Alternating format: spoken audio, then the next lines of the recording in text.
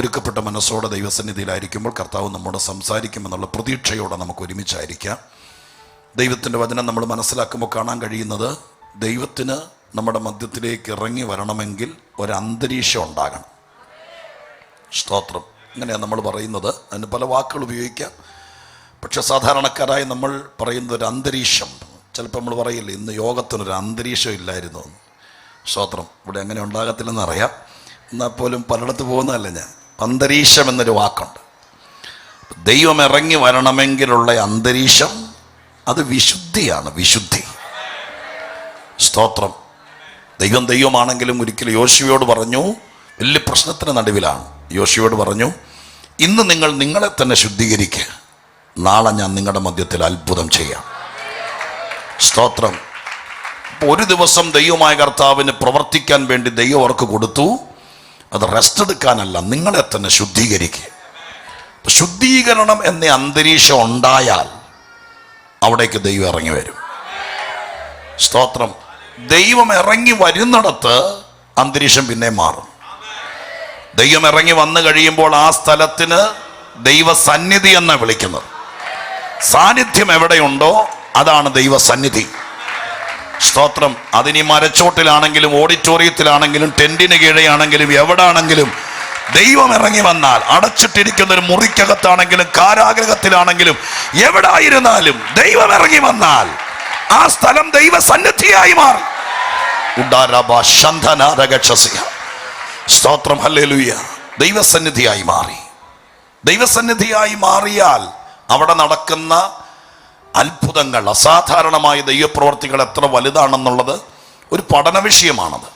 വേദപുസ്തകത്തെ നന്നായി ഗ്രഹിക്കുകയും അനുഗ്രഹീത കർത്തൃദാസന്മാരാൽ വചനം കേൾക്കുക മാത്രമല്ല വചനം പഠിക്കുക കൂടി ചെയ്യുന്ന ദൈവമക്കളായിരിക്കാൻ നിങ്ങളുടെ ശ്രദ്ധയ്ക്കും ചിന്തയ്ക്കും പഠനത്തിനും വേണ്ടി ആ ടോപ്പിക്കൊക്കെ നിങ്ങൾക്ക് വിട്ടുതരികയാണ്. ദൈവസാന്നിധ്യം ഉണ്ടാകുന്നിടത്ത് സംഭവിക്കുന്ന അസാധാരണ അനുഭവങ്ങൾ എന്തൊക്കെയായിരിക്കും?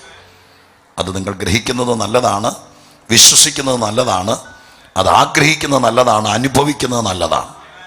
ഞാൻ നിങ്ങൾക്ക് അത്ര ആകാംക്ഷയോടെ എഴുതുകയും ശ്രദ്ധിക്കുകയും ചെയ്യുന്നതിൻ്റെ പേരിൽ ഒരു ഒരു ഒരു ധാരണയ്ക്ക് വേണ്ടി ഒരു വാക്യം പറയാം.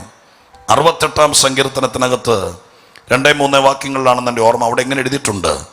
അവിടെ എഴുതിയിരിക്കുന്ന വാക്ക് ഇങ്ങനെയാണ്, പുക പതറിപ്പോകുന്നത് പോലെ എന്ന് പറഞ്ഞുകൊണ്ടാണ് ആ വാക്ക്. നോക്കട്ടെ, 68 പുക പതറിപ്പോകുന്ന പോലെ ദൈവം അവരെ പതറിക്കുന്നു, തീങ്കൽ മെഴുകുരുകുന്നത് പോലെ ദുഷ്ടന്മാർ ദൈവസന്നിധിയിൽ നശിക്കുന്നു, എങ്കിലും നീതിമാന്മാർ സന്തോഷിച്ച് ദൈവസന്നിധിയിൽ ഉല്ലസിക്കുന്നു. ഇപ്പൊ ദൈവം ഇറങ്ങി വന്നാൽ ആ സ്ഥലം ദൈവസന്നിധിയായി മാറി. ദൈവസന്നിധിയായി മാറുമ്പോൾ അവിടെ എഴുതിയിരിക്കുന്നത് ഇങ്ങനെയാണ്, 2 ആക്ഷനാണ് നടക്കുന്നത്. ആ 2-3 വാക്യങ്ങൾ ശ്രദ്ധിച്ചാൽ കാണാൻ കഴിയുന്ന 2 ആക്ഷന. ഒന്ന്, നീതിമാന്മാർ ദൈവസന്നിധിയിൽ സന്തോഷിച്ചുല്ലസിക്കുമ്പോൾ ദുഷ്ടന്മാർ മെഴുകുരുകുന്നത് പോലെ ഉരുകയാണെന്ന്.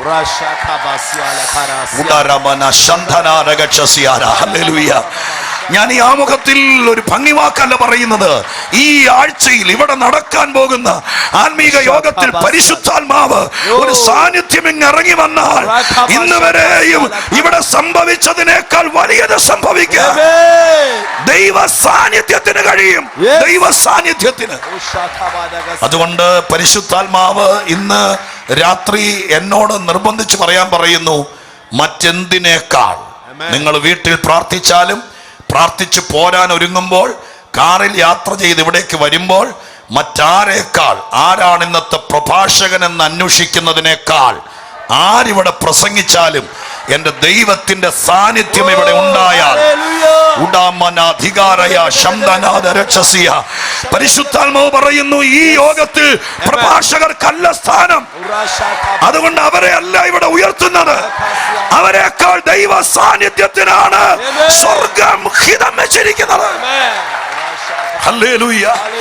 ദൈവത്തിന് സ്തോത്രം, ദൈവത്തിന് സ്തോത്രം, ദൈവത്തിന് സ്തോത്രം. ഹല്ലേലൂയ. ഞാൻ വിചാരിക്കുന്നു, ഞാൻ ഈ പറയുന്ന വാക്കുകൾ പരിശുദ്ധാത്മാവ് ഇതിന്റെ ലീഡേഴ്സിന് ബോധ്യമാക്കി കൊടുത്തിട്ടുണ്ടായിരിക്കും. അതല്ലെങ്കിൽ ഇങ്ങനെ ഒരു വാക്ക് ആമുഖത്തിൽ വരികയില്ല. ദൈവീക സാന്നിധ്യം വെളിപ്പെടുന്നിടത്ത് അവിടെ എഴുതിയിരിക്കുന്ന 2 വാക്കാണ്. ഒരു ആലങ്കാരിക, അതിന്റെ ഇംപ്രഷന് വേണ്ടി എഴുതിയിരിക്കുന്ന വാക്കാണ്, പുക പതറിപ്പോകുന്നത് പോലെയും തീയിങ്കൽ മെഴുകുരുകുന്നത് പോലെയും. ബൈബിളിൽ വെറും വാക്കുകളില്ല. എന്തെഴുതിയിട്ടുണ്ടെങ്കിലും അതിൻ്റെ മുമ്പിൽ ഇരുന്ന് ജാഗരിച്ച് കരഞ്ഞ് പ്രാർത്ഥിച്ച വചനത്തിന്റെ വാതിൽ തുറന്ന് കിട്ടിയാൽ അതിനകത്ത് കിടക്കുന്ന മർമ്മങ്ങൾ ദൈവം വെളിപ്പെടുത്തും. ചുമ്മാ ഒരു വാക്ക് എഴുതിയല്ല. പുക പതറി പോകുക എന്ന് എഴുതിയിട്ടുണ്ടെങ്കിൽ അതൊരു സാഹിത്യ വാക്കല്ല. ബൈബിളിൽ സാഹിത്യത്തിനല്ല പ്രാധാന്യം. അതിനകത്ത് എന്തെങ്കിലും ആത്മീക മർമ്മങ്ങൾ കാണും. സ്തോത്രം, ഹല്ലേലൂയ. തീങ്കൽ മെഴുകുരുക എന്ന് പറയുന്നത് ഒരാലങ്കാരിക വാക്കോ ആ വാക്യത്തിനൊരു ഫോഴ്സ് കൊടുക്കാൻ വേണ്ടി, ഒരു താങ്ങ് കൊടുക്കാൻ വേണ്ടി എഴുതിയെന്നാണ് വിചാരിക്കരുത്. ബൈബിളിലെ കുത്തിനും കോമയ്ക്കും പോലും അതതിൻ്റെ സ്ഥാനത്ത് അർത്ഥമുണ്ട്.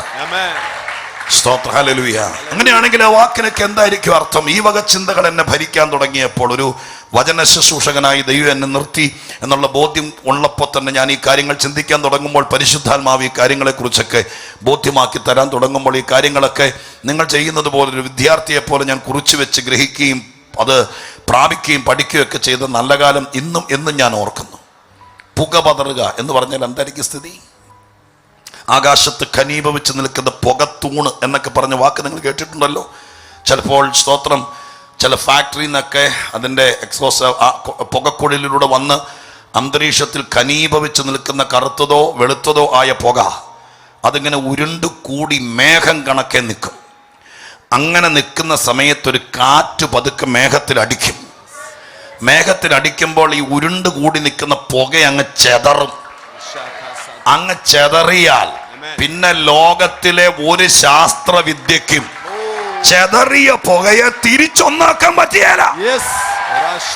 രക്തത്താലെ ജയം, ഹല്ലേലൂയ. ചെതറിയാൽ പിന്നെ തീർന്നു. പിന്നെ അതിന് ഹിസ്റ്ററി ഇല്ല, പിന്നെ അതിന് ഭാവിയില്ല, പിന്നെ അതിനൊന്നും ചെയ്യാൻ കഴിയില്ല.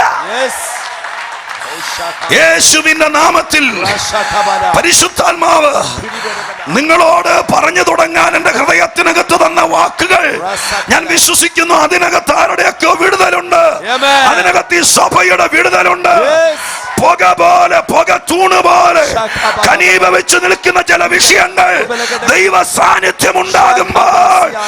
സാന്നിധ്യമുണ്ടാകുമ്പോൾ കാറ്റടിച്ച് ചതറിക്കുന്നത് പോലെ സ്വർഗം അതിനെ ചതറിച്ചാൽ പിന്നെ അത് ആരാലും കൂട്ടിച്ചേർക്കാൻ പറ്റിയല്ല.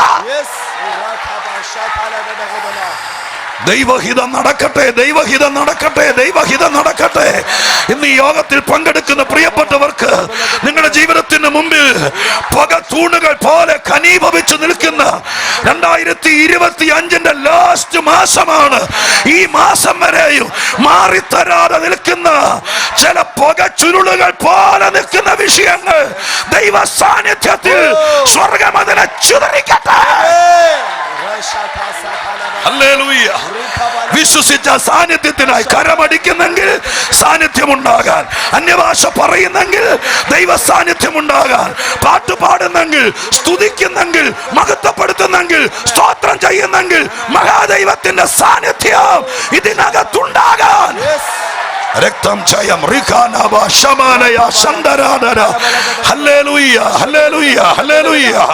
യേശുവിന്റെ നാമത്തിൽ ഇന്ന് രാത്രി അവസാനത്തെ 10 മിനിറ്റ് പ്രാർത്ഥനയ്ക്ക് വേണ്ടി മാറ്റിയിടേണ്ടി വരികയില്ല.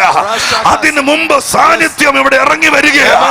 ചില വിഷയങ്ങൾ ദൈവത്താൽ ചതറാൻ തുടങ്ങുകയാണ്. ഹല്ലേലൂയ. വിശ്വസിച്ച് മനസ്സിനകത്തിട്ട് കുറച്ച് നാളുകളായി കരിമേഘം പോലെ ഞങ്ങളുടെ മീതെ നിൽക്കുന്ന വിഷയങ്ങൾ അതെന്തുകൊണ്ട് സംഭവിച്ചതാണെങ്കിലും ഹൃദയ ഉരുക്കത്തോടെ ദൈവത്തോട് പ്രാർത്ഥിക്കണം. ഈ യോഗം നടക്കുമ്പോൾ നിന്റെ സാന്നിധ്യത്തിൽ പുക പതറുന്നത് പോലെ ഇനി ഒരിക്കലും കൂടിച്ചേരാതെ, ഇനി ഒരിക്കലും രംഗത്ത് വരാതെ, ഇനി ഒരിക്കലും പ്രത്യക്ഷമാകാതെ ദൈവ സാന്നിധ്യത്താൽ അത് രോഗമോ പ്രശ്നമോ എന്തുമാകട്ടെ അതിനെ ദൈവം പുക പതറിക്കുന്നത് പോലെ സ്തോത്രം ചെയ്ത് വിശ്വസിച്ചുകൊണ്ട് നിങ്ങൾ ഒരു 10 സെക്കൻഡെങ്കിലും പ്രാർത്ഥിക്ക്. അവരവരുടെ വിഷയം, അവരവരുടെ ആത്മീക നിലവാരം, അഭിഷിക്തന്മാരടക്കം എന്റെ ശുശ്രൂഷയുടെ മീതെ നമ്മൾ ചിലപ്പോ പറയില്ലേ അയാളൊരു പുകമറയ്ക്കകത്താണെന്ന്. ചില വിഷയങ്ങൾക്കകത്ത് അകപ്പെട്ടു പോയവരെ ഇന്ന് പുറത്തു കൊണ്ടുവരട്ടെ. പരിശുദ്ധാത്മാവേ, അനുഗ്രഹിക്കുന്ന രാത്രി ദൈവം തുടക്കം കുറിക്കുന്നതിന് നന്ദി പറയുന്നു. സ്വർഗ്ഗം അത് ചെയ്യുന്നതിനായിട്ട് സ്തോത്രം. ഹല്ലേലൂയ. കരമുയർത്തി ദൈവത്തെ ഒന്നോടെ സ്തുതിച്ചാട്ടെ. തീയങ്കൽ മെഴുകുരുകുന്നത് പോലെ, തീയങ്കൽ മെഴുകുരുകുന്നത് പോലെ എന്ന് പറയുമ്പോഴും ഞാനിപ്പോൾ പറഞ്ഞതുപോലെ ഒരു പ്രസംഗത്തിനുള്ള വകയുണ്ട് ഇതിനകത്ത്. സ്തോത്രം. പക്ഷേ ഇന്ന് രാത്രി എന്നോട് പ്രസംഗിക്കാൻ അതല്ല ദൈവം പറഞ്ഞിരിക്കുന്നത്. അതുകൊണ്ട് എനിക്ക് സാന്നിധ്യത്തെക്കുറിച്ച് പ്രസംഗിക്കാൻ, സ്തോത്രം, ഞാൻ മുമ്പോട്ട് പോകാൻ ആഗ്രഹിക്കുന്നില്ല. എൻ്റെ വിഷയം നിങ്ങളോട് പങ്കുവയ്ക്കാൻ ഞാൻ വെമ്പൽ കൊള്ളുകയാണ്. എങ്കിലും ഇത് പറഞ്ഞ സ്ഥിതിക്ക് നിങ്ങളുടെ ആകാംക്ഷയുടെ മുമ്പിൽ ഞാനിങ്ങനെ പറഞ്ഞ് ചുരുക്കി വചനത്തിലേക്ക് കടക്കാം. തീയിങ്കൽ മെഴുകുരുകുക എന്ന് പറയുമ്പോൾ നമ്മൾ കുറച്ചുകൂടെ ഡീപ്പായി ചിന്തിക്കണം. സ്തോത്രം. മെഴുകുരുകിയാൽ എന്ത് സംഭവിക്കും? ഞാനിങ്ങനെ പറയാറുണ്ട്, ആളുകളെ അടുത്ത് കിട്ടുമ്പോൾ ഈ വിഷയത്തെക്കുറിച്ച്, സ്തോത്രം, ആളുകളെ മനസ്സിലാക്കാൻ വേണ്ടി. വാക്സ് മ്യൂസിയം എന്ന് കേട്ടിട്ടുണ്ടോ? വാക്സ് മ്യൂസിയം കേട്ടിട്ടുണ്ടോ? യൂട്യൂബിലൊക്കെ തപ്പി പിള്ളേരോട് പറഞ്ഞ് അവരെടുത്തു തരും. സ്തോത്രം. പല രാജ്യങ്ങളിലും വാക്സ് മ്യൂസിയം ഉണ്ട്. അവിടുത്തെ പ്രത്യേകത, വളരെ വലിയ സെലിബ്രിറ്റികളായിരിക്കുന്ന ആളുകൾ, ചിലപ്പോൾ ഫിലിം സ്റ്റാർസോ അല്ലെങ്കിൽ രാജ്യം ഭരിച്ചവരോ അങ്ങനെയൊക്കെയുള്ള വലിയ വലിയ ആളുകൾ, ഞാൻ പേര് പറയുന്നില്ല, അവരുടെയൊക്കെ വാക്സ് സ്റ്റാച്ചു, പ്രതിമകൾ ഒറിജിനലിനേക്കാൾ വെല്ലുന്ന രീതിയിൽ അവിടെ ഉണ്ടാക്കി വെച്ചിട്ടുണ്ട്. ഇവിടെ നിന്നൊക്കെ പോകുന്ന ആളുകൾ അതിൻ്റെ കൂടെ നിന്ന് ഫോട്ടോ എടുത്ത് ഫേസ്ബുക്കിൽ ഇട്ടിട്ടാണ് നമ്മളെ കൊണ്ട് ലൈക്ക് അടിപ്പിക്കുന്നത്. കാരണം ആ കൂടെ നിന്ന് ഫോട്ടോ എടുത്താൽ നമുക്ക് തോന്നും പുള്ളിയുടെ കൂടെ നിന്ന് എടുത്തതെന്ന്. അത്രയ്ക്ക് ഒറിജിനലിനെ വെല്ലുന്നതായിരിക്കും ഈ വാക്സ് കൊണ്ടുണ്ടാക്കിയ ഈ രൂപം. എന്താ കുഴപ്പമെന്നറിയാമോ? നല്ല മൂക്ക്, നല്ല കണ്ണ്, നല്ല ചെവി, ആ വസ്ത്രം പോലും അദ്ദേഹത്തിൻ്റെ ഐഡൻറ്റിറ്റിയെ വെളിപ്പെടുന്നതായിരിക്കും. പക്ഷേ ഒരു പേപ്പർ കത്തിച്ച മൂക്കിൻ്റെ അടിയിൽ കാണിച്ചാൽ, സ്തോത്രം, എന്താ പറ്റുന്നറിയാമോ? എല്ലാ ഷേപ്പും പോവും. സ്തോത്രം. ഹല്ലേലൂയ. മെഴുക് ഉരുകിയാൽ പിന്നെ അതിൻ്റെ രൂപം നഷ്ടപ്പെടും. സ്തോത്രം. അതിൻ്റെ ബലം നഷ്ടപ്പെടും. കർത്താവിൻ്റെ വചനത്തിൽ എഴുതിയിരിക്കുക, ദൈവ സാന്നിധ്യം ഉണ്ടാകുമ്പോൾ മെഴുക് ഉരുകുന്നത് പോലത്തെ ഒരു അനുഭവം ഉണ്ടാവും.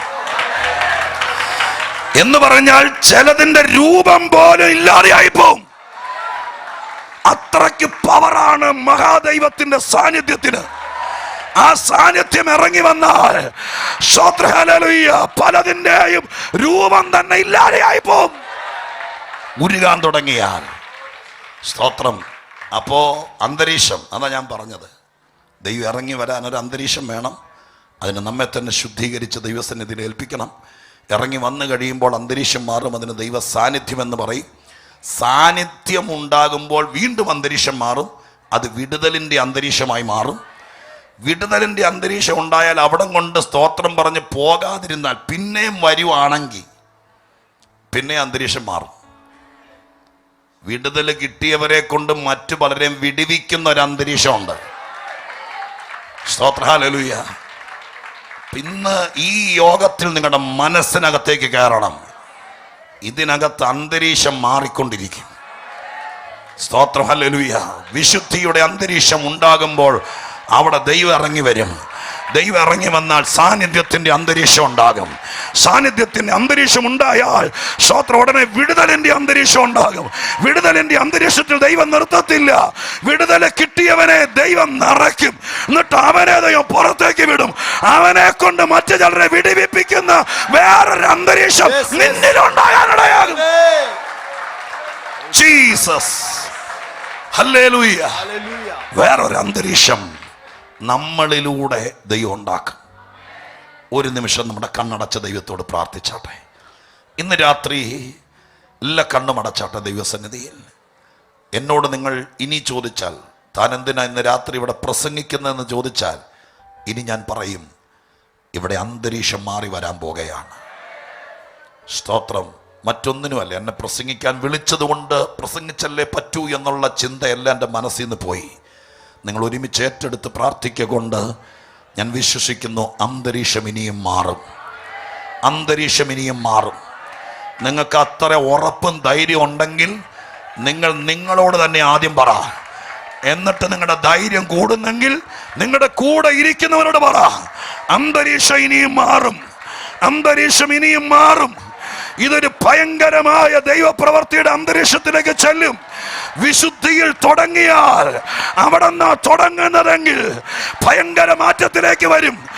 അത് ദൈവമായ കർത്താവ് ചിലരെ ഇതിനകത്ത് പുറത്തേക്ക് വിടുന്നത് നിന്റെ വീടിന്റെ അന്തരീക്ഷം മാറ്റാൻ, നീ ചെല്ലുന്ന ദേശത്തിന്റെ അന്തരീക്ഷം മാറ്റാൻ, അവിടുത്തെ പൈശാചിക താവളങ്ങളെ മാറ്റാൻ. പരിശുദ്ധാത്മാവ് അത് ചെയ്യട്ടെ. ഹല്ലേലൂയ. സ്വോത്രം ചെയ്ത് പ്രാർത്ഥിച്ചോ, സ്വോത്രം ചെയ്ത് പ്രാർത്ഥിച്ചോ, സ്വോത്രം ചെയ്ത് പ്രാർത്ഥിച്ചോ, കർത്താവിനോട് പ്രാർത്ഥിച്ചോ. ദൈവമേ, ഞാൻ ഇവിടെ വന്നതുകൊണ്ട് അന്തരീക്ഷം മാറട്ടെ. ഞാൻ പാടുന്നത് കൊണ്ട് ഇവിടുത്തെ ഈ ചർച്ചിനോട് ബന്ധപ്പെട്ട് എല്ലാ കാര്യങ്ങളും നിർവഹിക്കുന്ന എല്ലാവരും പ്രാർത്ഥിക്കുക. ഞാൻ ഈ കോമ്പൗണ്ടിൽ സ്വോത്രം പറഞ്ഞ് നടക്കുന്നെങ്കിൽ, ഞാൻ ഇവിടെ ഒരു ഉപകരണം സ്വോത്രം, ഇവിടെ ഒരു ഇൻസ്ട്രുമെന്റ് വായിക്കുന്നെങ്കിൽ അതിന്റെയൊക്കെ ഉദ്ദേശം അന്തരീക്ഷം മാറണം. ഞാൻ ഇതിന്റെ നടുവിലൂടെ നടന്നാൽ, ഞാൻ ഇതിനകത്ത് സ്വോത്രം പറഞ്ഞാൽ, ഞാൻ കൈ ഉയർത്തിയാൽ, ഞാൻ അന്യഭാഷ പറഞ്ഞാൽ, ഞാൻ കരമടിച്ചാൽ, അന്തരീക്ഷം മാറണമപ്പാ, അന്തരീക്ഷം മാറണമപ്പാ. ദേശത്തിന്റെ, കുടുംബത്തിന്റെ, എന്റെ വീട്ടിലുള്ളവരുടെ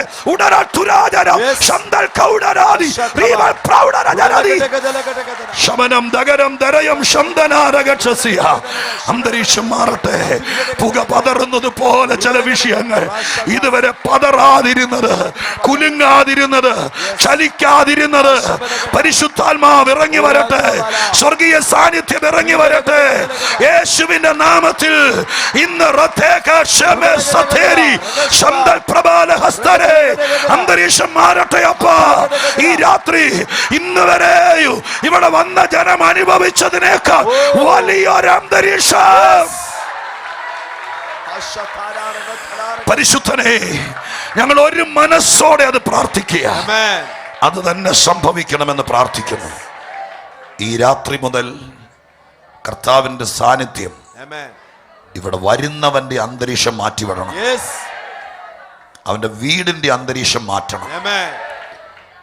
വിത്ത് മുളയ്ക്കാത്ത ഒരു ക്ലൈമറ്റാണ് പല വീടുകൾക്കും ഇന്നുള്ളതെങ്കിൽ, ഇന്ന് രാത്രി മുതൽ ഈ ക്ലൈമറ്റിനെ മാറ്റി, അന്തരീക്ഷത്തെ മാറ്റി ദൈവം ചിലത് വേരി പിടിപ്പിക്കണം.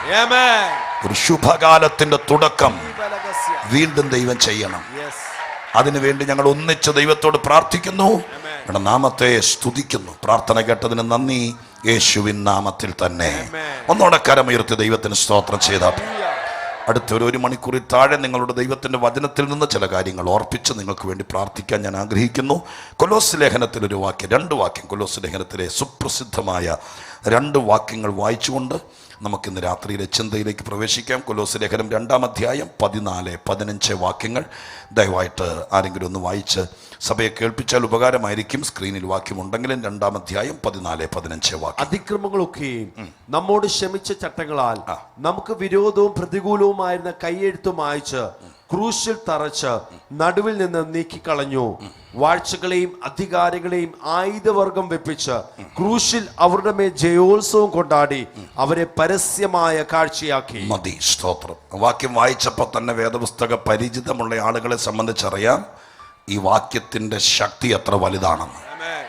സ്തോത്രം. രക്ഷാ തത്വശാസ്ത്രത്തിന്റെ ഏറ്റവും പ്രധാനപ്പെട്ട ഒരു ഭാഗമാണ് പൗലോസ് അപ്പോസ്തലൻ ഈ ലേഖനത്തിന്റെ ഈ 2 വാക്യങ്ങൾക്കകത്ത് ഉൾക്കൊള്ളിച്ചിരിക്കുന്നത്.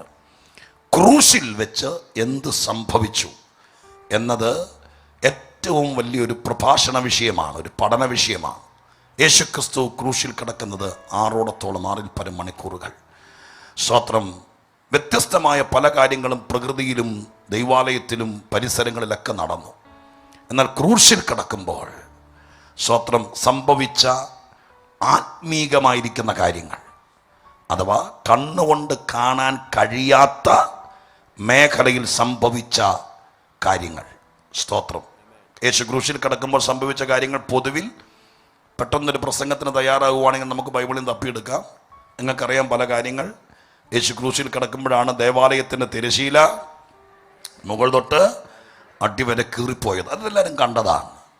യേശു ക്രിസ്തു ക്രൂശിൽ കിടക്കുന്ന സമയത്താണ് പാറകൾ പിളർന്നു. യേശുക്രിസ്തു ക്രൂശിൽ കിടക്കുന്ന സമയത്ത് ഭൂകമ്പമുണ്ടായി. സ്തോത്രം. യേശുക്രിസ്തു ക്രൂശിൽ കിടന്ന സമയത്താണ് മരിച്ചവരിൽ ചിലർ ഉയർത്തുന്ന എഴുതിയിരിക്കുന്നത്. അങ്ങനെ ക്രൂശിൽ കിടന്ന സമയത്ത് ആ മരിച്ചവരെ ഉയർത്തിട്ട് ഒരു പട്ടണത്തിൽ ചെന്ന് പലരും അവരെ കണ്ടെന്നല്ല എഴുതിയിരിക്കുന്നത്. ഇത് ബാലരമക്കഥയല്ല, കണ്ടെന്ന്, വിറ്റ്നസ്, സംഭവിച്ചെന്ന്. സ്തോത്രം. അതൊക്കെ ദൃഷ്ടിയാൽ കണ്ടതാ. എന്നാൽ ആത്മീകതയ്ക്കെല്ലാം, ശ്രദ്ധിച്ചു കേട്ടോളണം, ആത്മീകതയ്ക്കെല്ലാം കാണുന്നൊരു വശമുണ്ട്, കാണാത്തൊരു വശമുണ്ട്.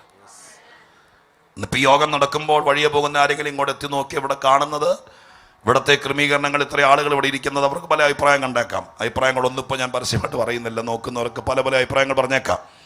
സ്തോത്രം. ഇവിടെ ഒരാൾ വെള്ളക്കുപ്പായിട്ട് നിൽക്കുന്ന കണ്ടേക്കാം, മൈക്കും പിടിച്ചുകൊണ്ട് ഇവിടുത്തെ അറേഞ്ച്മെൻറ്റ്സിലെല്ലാം കണ്ടേക്കാം. ചിലപ്പോൾ ചില ആളുകൾ കുറച്ചു നേരം നോക്കി നിന്നാൽ അവർക്ക് തോന്നിപ്പോകും നമുക്ക് വട്ടാണോ എന്ന്. അവർ കുറ്റം പറയാൻ പറ്റിയല്ല, കാരണം നമ്മുടെ സന്തോഷം അവർക്ക് പറഞ്ഞ് മനസ്സിലാക്കാൻ പറ്റിയല്ല. സ്തോത്രം. ഇപ്പം ഇതുപോലെ ചിലപ്പോൾ നമ്മൾ ദൈവികമായിരിക്കുന്ന ദൂത് വന്നാൽ ചിലപ്പോൾ ചാടി പിടിച്ചു നിന്നിരിക്കും, ചിലപ്പോൾ സ്തുതിച്ചു നിന്നിരിക്കും, ചിലപ്പോൾ നമ്മളെ തൊട്ടാൽ നമ്മൾ നിൽക്കുന്നിടം മറന്നിരിക്കും. അനുഭവമുള്ളവർക്കത് പറ്റുള്ളൂ. സ്തോത്ര. ഹല്ലേലൂയ. നമ്മൾ ഇരിക്കുന്നിടം ചിലപ്പോൾ മറന്നിരിക്കും. അതൊക്കെ കാണുന്ന വശം. പക്ഷെ ഈ യോഗത്തിന് നല്ല, നിങ്ങളുടെ വീട്ടിലൊരു കുടുംബ പ്രാർത്ഥന ഉണ്ടെങ്കിൽ, അപ്പനും അമ്മയും 2 മക്കളും കൂടി, ഇല്ലെങ്കിൽ ഭാര്യയും ഭർത്താവും മാത്രമേ ഉള്ളൂ, ഇപ്പം എല്ലാവരും പുറത്തല്ലേ, നിങ്ങൾ തന്നെയുള്ളെങ്കിലും നിങ്ങളുടെ വീട്ടിൽ പാവിരിച്ചൊരു പാട്ടുപാടി പ്രാർത്ഥിക്കുന്ന ഒരു കുടുംബ പ്രാർത്ഥന ഉണ്ടെങ്കിൽ, അതും ആത്മീകവും ആത്മാർത്ഥവുമാണെങ്കിൽ, ചടങ്ങല്ല, ഒരു മതചടങ്ങിന്റെ ഭാഗമല്ല, എൻ്റെ ദൈവത്തോടുള്ള നന്ദി കൊണ്ട്, എനിക്ക് ദൈവസന്നിധിയിലുള്ള പ്രാഗൽഭ്യം കൊണ്ട് എന്ന ചിന്തയിലാണ് നമ്മൾ ദൈവസന്നിധിയിലായിരിക്കുന്നതെങ്കിൽ, ആ കുടുംബ പ്രാർത്ഥനയ്ക്ക് പോലും നമുക്കറിയാം, നമുക്കെല്ലാവർക്കും പാടാനൊന്നും ഒരുപോലെ കഴിവില്ല. കൈയടിച്ചാൽ പോലും ചിലപ്പോൾ താളം തെറ്റിപ്പോവും. ഞാനൊരു സഭയുടെ പാസ്റ്റർ കൂടിയാണ്. നമുക്കറിയാം. സ്തോത്രം. ചില ആളുകളുടെ അടുത്തിരുന്ന് കൈയടിച്ചാൽ, ഞാൻ എൻ്റെ സഭയുടെ കാര്യം പറഞ്ഞ കേട്ടോ, അടുത്തിരുന്ന് കൈയടിച്ചാൽ നമ്മളും കൂടി പെട്ടുപോകും. സ്തോത്രം. കീബോർഡിൻ്റെ താളം പോലും മറച്ച് കളഞ്ഞിരിക്കും. അപ്പം ഇതൊക്കെ ശരിയാണ്. നമ്മുടെ കുടുംബ പ്രാർത്ഥനയ്ക്ക് അത് പാട്ട് പാടാൻ നോക്കിക്കഴിഞ്ഞാൽ ചിലപ്പോൾ നമുക്ക് താളമില്ല, കൈത്താളം പോലും തെറ്റിപ്പോവും. എന്നാലും താളമോ അല്ലെങ്കിൽ ലയമോ ഒന്നും ഇല്ലെങ്കിലും നമ്മുടെ ദൈവത്തോടുള്ള ആത്മാർത്ഥത കൊണ്ട്, സ്തോത്ര, ഹല്ലേലൂയ, ചിലപ്പോൾ കസേര ചാരി ഇരുന്നുകൊണ്ടാണെങ്കിൽ ഒരു പാട്ടിൻ്റെ വരി പാടിയിട്ട് ഹൃദയം നിറഞ്ഞ് പ്രാർത്ഥിക്കാൻ തുടങ്ങുമ്പോൾ, ആ കുടുംബ പ്രാർത്ഥനയ്ക്ക് പോലും കാണാത്തൊരു മണ്ഡലമുണ്ട്. അങ്ങനെയാണെങ്കിൽ ഇത്രയും പേർ ഒരുമിച്ച് കൂടി ദൈവത്തെ മഹത്വപ്പെടുത്തുന്ന ഈ അനുഗ്രഹീത യോഗത്തിനകത്ത് ഈ 6-7 ദിവസം കൊണ്ട് ഇവിടെ നടക്കുന്ന, കണ്ണിന് കാണാൻ കഴിയുന്ന, ക്യാമറയ്ക്കൊപ്പി എടുക്കാൻ കഴിയുന്ന കുറെ കാര്യങ്ങൾ മാത്രമാണ് ഇവിടെ സംഭവിക്കുന്നതെന്ന് നിങ്ങൾ ആരും വിചാരിക്കരുത്. അതിനു വേണ്ടിയിട്ടല്ല നമ്മളിവിടെ ദൈവത്തിൻ്റെ സന്നിധാനത്തിൽ, കർത്താവിൻ്റെ പാദപീഠത്തിൽ ഒരുമിച്ച് കൂടുകയും ഇത്രയും വില മുടക്കി ദൈവസന്നിധിയിൽ വന്ന് കർത്താവിൻ്റെ സന്നിധി നമ്മൾ ഒരുമിച്ചായിരിക്കും ചെയ്യുന്നത്. അതിനു വേണ്ടിയിട്ടല്ല. ഇതിൻ്റെ പുറകിൽ ഒരു ആത്മമണ്ഡലമുണ്ട്, സ്പിരിച്വൽ റലം. നല്ല 2 സ്തോത്രം പറഞ്ഞാൽ പോലും ഉണ്ട്. ഞാൻ ക്രൂശിലേക്ക് വരിക, ഇവിടെ വായിച്ച വേദഭാഗത്തിലേക്ക് വരിക. അവിടെ 2 കാര്യങ്ങളാണ് ക്രൂശിൽ സംഭവിച്ചത്. വേദപുസ്തകത്തിലും മറ്റു ലേഖനങ്ങളിലെ വാക്യം കൂടി ചേർത്താൽ 5-6 കാര്യങ്ങൾ കണ്ണുകൊണ്ട് കാണാൻ കഴിയാത്തത് ക്രൂശിൽ വെച്ച് സംഭവിച്ചതിനെ കുറിച്ച് ലേഖനങ്ങളിൽ പറയുന്നുണ്ട്. യേശുക്രിസ്തുവിനെ കുറിച്ച് പഠിക്കാൻ ആഗ്രഹിക്കുന്നെങ്കിൽ നിങ്ങൾ ഈ ഭാഗം ഒന്ന് ശ്രദ്ധിച്ചേക്കണം. ക്രിസ്തുവിനെ കുറിച്ച് പഠിക്കുമ്പോൾ, ക്രിസ്റ്റോളജി, ക്രിസ്തുശാസ്ത്രം, അതിനെക്കുറിച്ച് പഠിക്കാൻ വേണ്ടി ആഗ്രഹിക്കുകയും മനസ്സുവെക്കുകയും ചെയ്യുമ്പോൾ ക്രിസ്തുവിനെ നമ്മൾ പല ഭാഗങ്ങളിൽ നിന്ന് പഠിക്കാൻ, മനസ്സിലാക്കാൻ പറ്റും. ഇങ്ങനെ പഠിക്കാം. പഴയ നിയമത്തിലെ ക്രിസ്തു. അയ്യോടെ ഒരു സ്തോത്രം പോലും പറഞ്ഞില്ല. അപ്പൊ നിങ്ങളുടെ ചിന്ത, പഴയ നിയമത്തിൽ ക്രിസ്തു ഉണ്ടായിരുന്നോ? സ്തോത്രം. യേശുക്രിസ്തു പെട്ടെന്ന് കന്യകയിൽ ജാതനായപ്പോൾ കർത്താവ് ജഡമെടുത്ത് ഇവിടെ വന്നു. പക്ഷെ അതിനു മുമ്പ്, അബ്രഹാമിന് മുമ്പ് ഞാനുണ്ടെന്ന് ഒരിക്കൽ യേശു പറഞ്ഞില്ലേ? സ്തോത്രം. പഴയ നിയമത്തിൽ ഞാൻ പറഞ്ഞത്, പഴയ നിയമ പുസ്തകങ്ങളിൽ ക്രിസ്തു ഉണ്ട്. അറിയാവുന്നവർ അത് ചകഞ്ഞെടുക്കണം.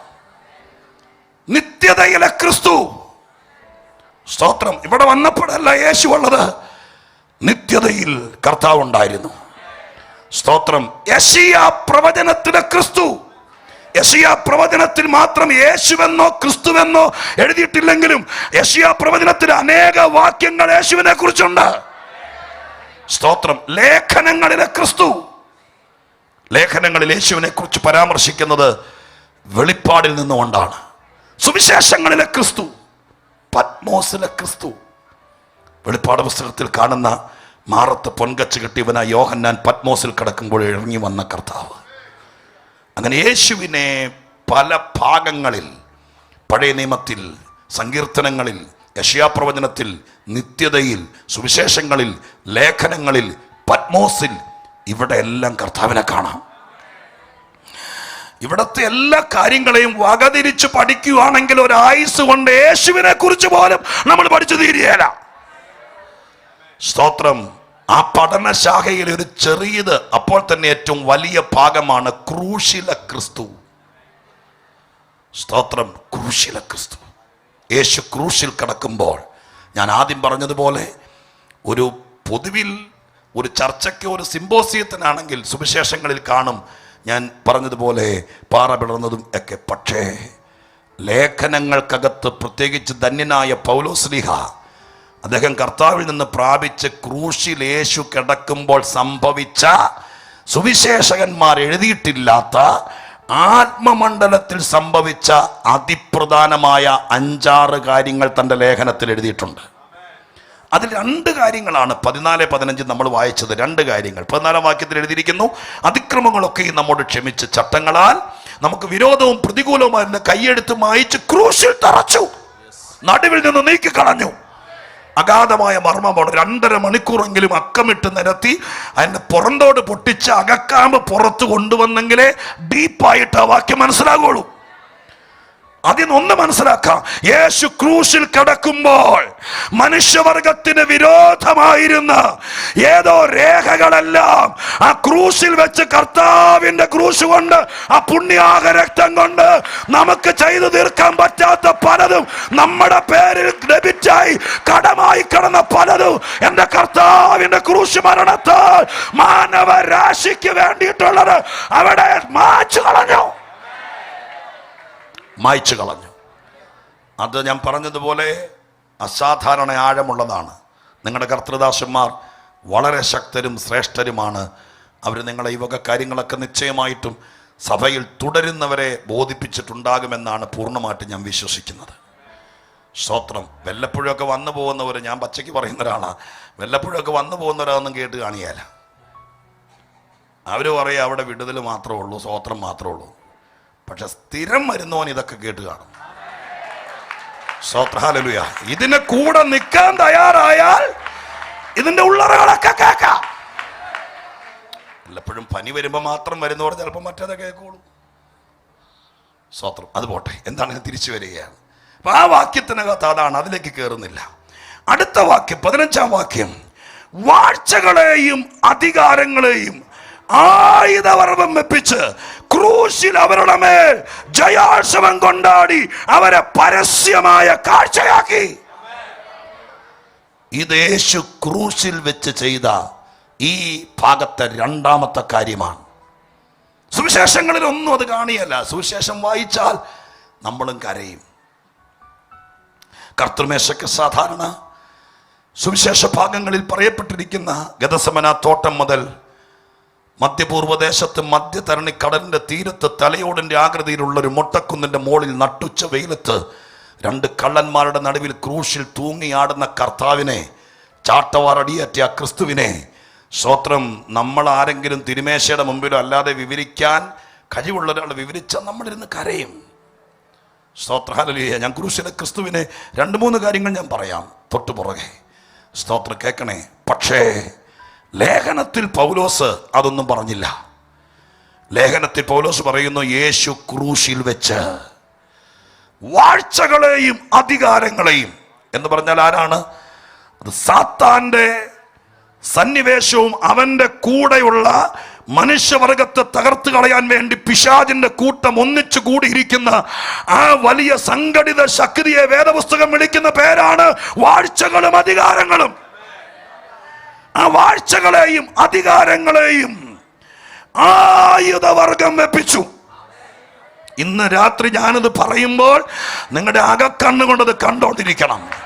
യേശു ക്രൂശിൽ വെച്ച് അന്ധകാര ശക്തി അവന്റെ ആയുധങ്ങൾ യേശു പിടിച്ചു പറിച്ചു.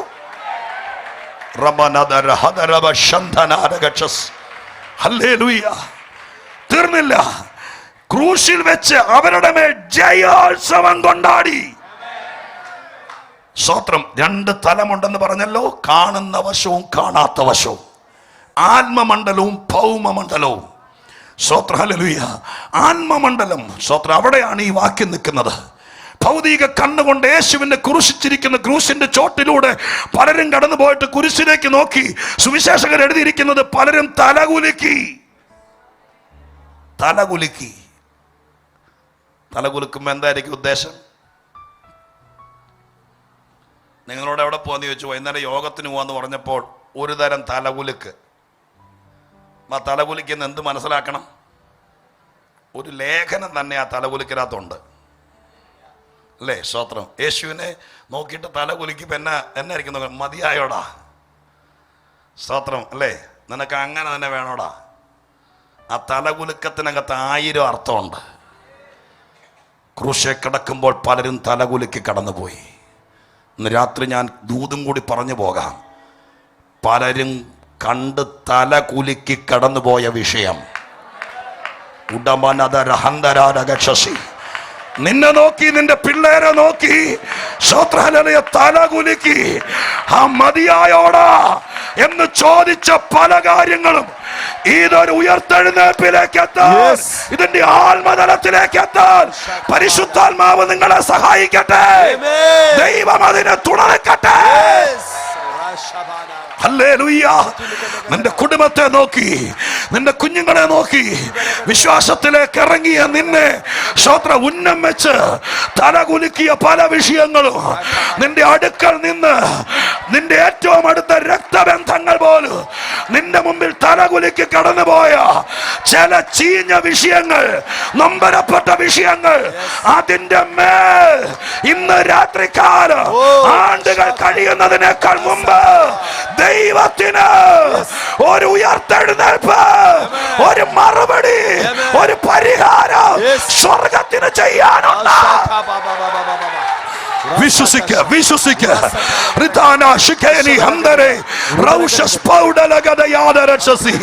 എന്റെ യേശുവിനെ നോക്കി പലരും തലകുലുക്കി. ഹല്ലേലൂയ. 10,000ങ്ങളിൽ സുന്ദരനായിരുന്നവൻ, കോടി കോടി ദൂതന്മാരുടെ ആരാധ്യനായിരുന്നവൻ, സ്തോത്രം ഉണ്ടാകട്ടെ എന്ന് പറഞ്ഞപ്പോൾ സകലത്തെ ഉളവാക്കാൻ അധികാരമുണ്ടായിരുന്നവൻ, അവനെ ഒരു ദിവസം എല്ലാരും കൂടി കുരിശെ തൂക്കിയിട്ടപ്പോൾ ഒരു ന്യൂനപക്ഷം തലകുലുക്കിയ വിഷയത്തിന്റെ മേൽ സ്വർഗസ്ഥനായ ദൈവത്തിന്റെ ഡീലിംഗ് നടക്കാൻ ദൈവത്തോട് പ്രാർത്ഥിച്ചു. അടുത്ത നാളുകൾ ദൈവം അത് ചെയ്യട്ടെ. എങ്ങനെ പ്രതികരിക്കാമോ? നിങ്ങളുടെ വിഷയങ്ങൾ നിങ്ങൾക്ക് അറിയത്തുള്ളൂ. പരിശുദ്ധാത്മാവ് പറയുമ്പോൾ എങ്ങനെ പ്രതികരിക്കാമോ അങ്ങനെ പ്രതികരിച്ചു.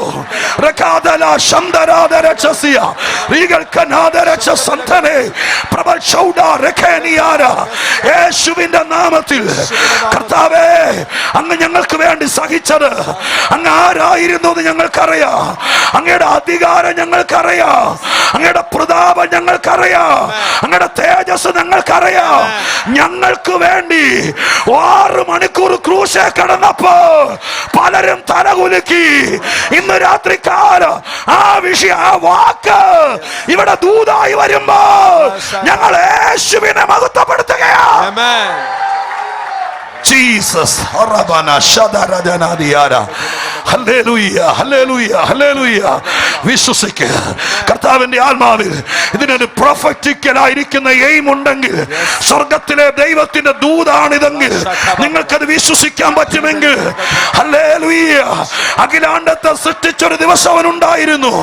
സ്തോത്ര. രോഗികളെ സൗഖ്യമാക്കിയ ഒരു ദിവസം ഉണ്ടായിരുന്നു. വെള്ളത്തിന്റെ മീതെ നടന്നൊരു ദിവസം ഉണ്ടായിരുന്നു. നാണം കെട്ട വീട്ടിലെ, കല്യാണ വീട്ടിലെ പച്ചവെള്ളം വീഞ്ഞാക്കി കൊടുത്ത് പരിഹരിച്ചൊരു ദിവസം അവനുണ്ടായിരുന്നു. കുഷ്ഠരോഗികളെ സൗഖ്യമാക്കിയ ദിവസമുണ്ടായിരുന്നു. അതിനിടയിൽ 6 മണിക്കൂർ കുരിശെ കടന്നപ്പോൾ തലകുലുക്കിയ വിഷയങ്ങൾ ഇന്ന് രാത്രികാലം സഭയ്ക്ക് മനസ്സിലാകുന്നുണ്ടല്ലോ.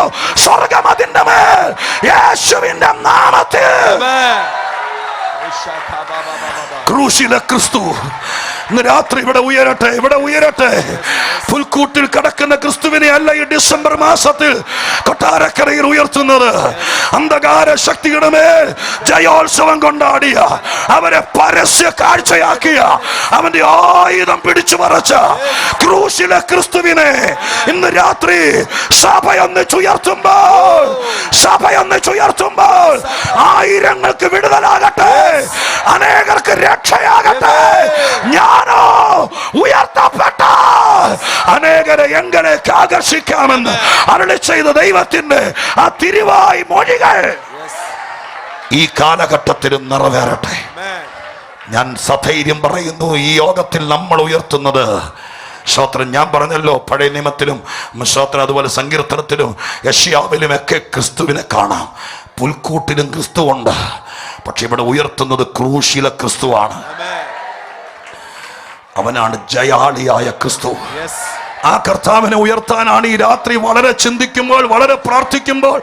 സാധാരണ ഞാനൊരു കുറിപ്പ് എഴുതി ബൈബിളിനകത്ത് ഒട്ടിക്കാറുള്ളതല്ല. പക്ഷെ ഇന്ന് രാത്രി സ്വർഗം എന്നോട് പറഞ്ഞു, വേറെ ഒന്നും പോയി പറഞ്ഞേക്കരുത്. ക്രൂശിൽ ഞാൻ ചെയ്തത് അത് കൊട്ടാരക്കരയോട് പറഞ്ഞിട്ട് പോരെ. അതിന്റെ മേൽ ജയോത്സവം കൊണ്ടാടുന്നവൻ അവൻ ഇന്ന് ജീവിക്കുന്നു, അവൻ ഇന്ന് ജീവിക്കുന്നു. നന്ദി കർത്താവേ, രക്തത്താലെ ജയം. ഹല്ലേലൂയ. പരിശുദ്ധാത്മാവിന്ന് രാത്രി നിങ്ങളുടെ സങ്കടങ്ങൾ ഒപ്പിയെടുക്കട്ടെ. ക്രൂശിലെ ജയാളി, ക്രൂശിലെ ജയാളി ഇന്ന് രാത്രി ഇവിടെ ഇറങ്ങി വന്നിട്ടുണ്ട്. ക്രൂശിലെ ജയാളി അവൻ നിന്റെ കയ്യെ പിടിക്കട്ടെ, അവൻ നിന്നെ തൊടട്ടെ, അവൻ നിന്റെ ഭാരങ്ങൾ ഏറ്റെടുക്കട്ടെ. യോഗത്തിന്റെ അവസാന രാത്രിയല്ല, ഈ ആദ്യ രാത്രി വന്നവർക്കായി ഞാൻ ദൈവത്തിന് സ്തോത്രം ചെയ്യുന്നു. ഇന്ന് രാത്രി ക്രൂശിലെ ജയാളി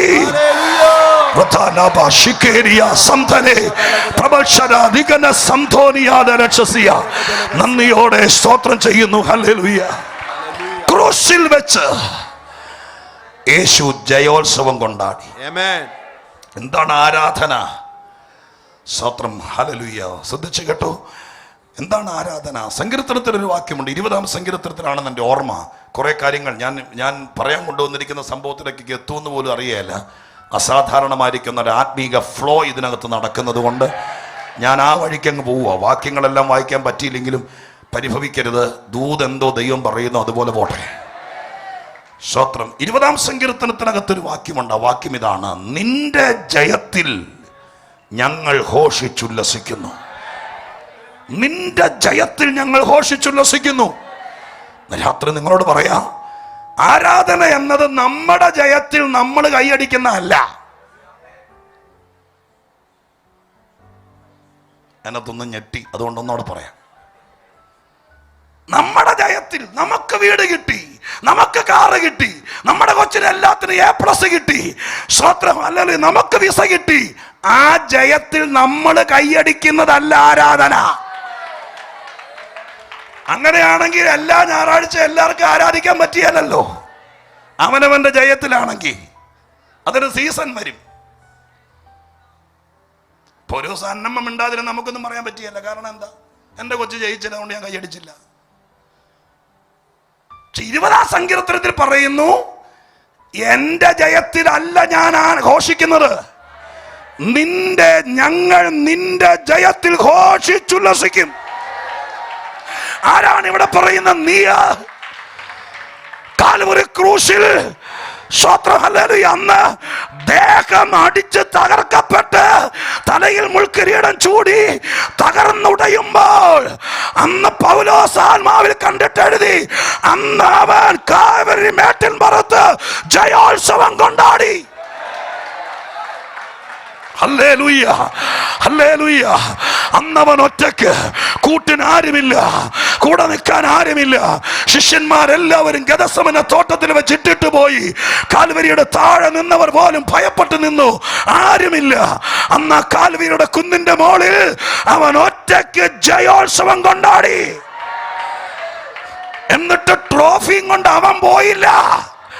സ്തോത്രം. അവന്റെ ജയത്തിൽ ഇവിടെ ഒരുമിച്ച് കൂടുമ്പോൾ ഞങ്ങൾ സന്തോഷിക്കുന്നെങ്കിൽ, ഘോഷിച്ചുല്ലസിക്കുന്നെങ്കിൽ, 2000 കൊല്ലങ്ങൾക്ക് മുമ്പ് ഞങ്ങളുടെ രക്ഷകൻ പിശാചിന്റെ മേൽ ജയോത്സവം കൊണ്ടാടി. അവന്റെ ജയത്തിൽ ഘോഷിച്ചുല്ലസിക്കുന്നവർ ഇന്ന് രാത്രി വന്നിട്ടുണ്ടെങ്കിൽ, ഓൺലൈനിൽ കാണുന്നുണ്ടെങ്കിൽ, അവരിന്ന് രാത്രി ഈ യോഗത്തെ ഒരു ജയഘോഷയാഗമാക്കി മാറ്റട്ടെ.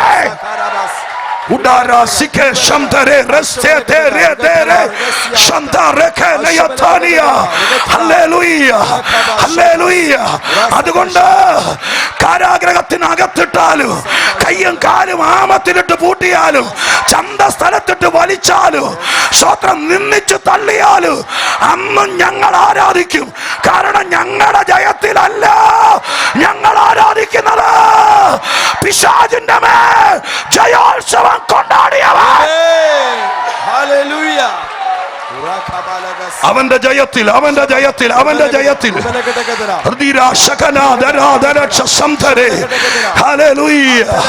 നമ്മുടെ മൂഡ് നോക്കിയല്ല, നമ്മുടെ സ്ഥിതി നോക്കിയല്ല, ഇന്ന് രാത്രി തിരിച്ചറിഞ്ഞാരാധിക്ക്, തിരിച്ചറിഞ്ഞാരാധിക്ക്. എന്നെ പിടിച്ച് കെട്ടിയിട്ടാലും, അകത്തിട്ട് പൂട്ടിയിട്ടാലും, എന്നെ സ്വത്രം 5ന്റെ കട്ടിക്ക് കുനിച്ചു നിർത്തി നട്ടല്ലിന് ഇടിച്ചാലും ദൈവത്തിന്റെ മക്കൾ പിന്നെയും ആരാധിക്കും. കാരണം എന്താ? ഹല്ലേലൂയ. ഞങ്ങൾ ആരാധിക്കുന്നത് ഞങ്ങളുടെ ശരീരത്തിന് സുഖം കിട്ടിയത് കൊണ്ടല്ല, ഞങ്ങളുടെ നീര് പോയത് കൊണ്ടല്ല. പിന്നെയോ യേശു കാൽവരിയിൽ പിശാചിന്റെ മേൽ ജയോത്സവം കൊണ്ടാടി. അന്ന് പഴയ പ്രവാചകന്മാർ എഴുതി, നിന്റെ ജയത്തിൽ, നിന്റെ ജയത്തിൽ ഞങ്ങൾ ഘോഷിച്ചുല്ലസിക്കാം. ഹല്ലേലൂയ. നന്ദിയോടെ സ്തോത്രം ചെയ്യുന്നു. ഹല്ലേലൂയ. നിന്റെ ജയത്തിൽ ഞങ്ങൾ ഘോഷിച്ചുല്ലസിക്കും. ഞാൻ ഇച്ചിരിയുടെ തിടുക്കത്തോടെ മുന്നോട്ട് പോട്ടെ. സ്തോത്രം. ഹല്ലേലൂയ. പറഞ്ഞു വന്നത്, ഏതൊരു ആത്മീക കാര്യത്തിനും കാണുന്നൊരു വശമുണ്ട്, കാണാത്തൊരു വശമുണ്ട്. സുവിശേഷങ്ങളിൽ പറയുന്നത് കാണുന്ന വശമാണ്. ലേഖനത്തിൽ പറഞ്ഞിരിക്കുന്നത് നമ്മുടെ പുറം കണ്ണുകൊണ്ട് കാണാൻ പറ്റാത്തതാണ്. സ്പിരിച്വൽ ലൈഫിന് അങ്ങനെയൊന്നുണ്ട്. സ്തോത്രം. കാണുന്ന വശത്ത് ചിലപ്പോൾ എപ്പോഴും ഒന്നും അങ്ങ് പച്ചവെള്ളം വീഞ്ഞാകളായിരിക്കുകയില്ല. വേദനയും നൊമ്പരമൊക്കെ കാണും. പക്ഷെ കാണാത്ത വശത്ത് ജയത്തിൻ്റെ കൊടി ഉയരും. യേശുക്രിസ്തുവിൻ്റെ ക്രൂശീകരണത്തെക്കുറിച്ച് നമുക്ക് ലഭിക്കുന്ന കാണുന്ന വശത്തെ നിലവാരങ്ങളെ മനസ്സിലാക്കി കാണാൻ പറ്റുന്നത്, 33.5 വയസ്സ് പ്രായമുള്ള യൗവനക്കാരനായിരിക്കുന്ന യഹൂദനായിരിക്കുന്ന തുടുത്ത് സ്വത്രം നിൽക്കുന്ന തേജോരൂപിയായിരിക്കുന്ന, അല്ലെങ്കിൽ സൗന്ദര്യം കൊണ്ട് പാപമില്ലാത്ത പരിശുദ്ധനായിരിക്കുന്ന കർത്താവായ യേശു ക്രിസ്തു, ആ കർത്താവിനെ പീഡിപ്പിക്കാനും ഉപദ്രവിക്കാനും വേണ്ടി റോമൻ പട്ടാളക്കാരെയാണ് ദൈവം അനുവദിച്ചത്. ഞാൻ വായിച്ച പുസ്തകങ്ങളിൽ എഴുതിയിരിക്കുന്നതൊക്കെ സത്യമാണെങ്കിൽ ഇപ്രകാരമാണ്. ഒരു ചെറിയ വിശദീകരണം തന്നാൽ, ഒരു റോമൻ പട്ടാളക്കാരൻ്റെ കൈ ഇങ്ങനെ ചുരുട്ടിപ്പിടിച്ചാൽ ഈ കയ്യിലേക്ക് വരുന്ന പവർ 20 കിലോ തൂക്കമുള്ള ഒരു ഇരുമ്പ് ചുറ്റിക കൊണ്ട് അടിക്കുമ്പോൾ ഉണ്ടാകുന്ന ഘനം എത്രയാണോ അത്രയുമാണ് കൈ ഇങ്ങനെ ചുരുട്ടിപ്പിടിച്ചിട്ട് ഒരു ഇടിയിടിക്കുമ്പോൾ 20 കിലോയുടെ ചുറ്റിക കൊണ്ട് ഒരു പാറയിലേക്കോ പ്രതലത്തിലേക്കോ അടിക്കുമ്പോൾ എത്ര പ്രഹരമാണോ അത്രയുമാണ് റോമൻ പട്ടാളക്കാരൻ കൈ ചുരുട്ടി മുഖത്തേക്ക് ഒരു ഇടിച്ചാൽ. യേശുവിനെ നടുക്ക് നിർത്തിയിട്ട് 2 പട്ടാളക്കാർ 2 വശത്ത് നിന്ന് 2 കരങ്ങളും ചുരുട്ടിയിട്ട് ഈ ചെവിയും കന്നവും ചേർത്ത് ഒരേ സമയത്ത്, പട്ടാളച്ചിട്ടയല്ലേ, 2 വശത്തു നിന്നും വന്ന് മുഷ്ടി ചുരുട്ടിയിടിച്ചു.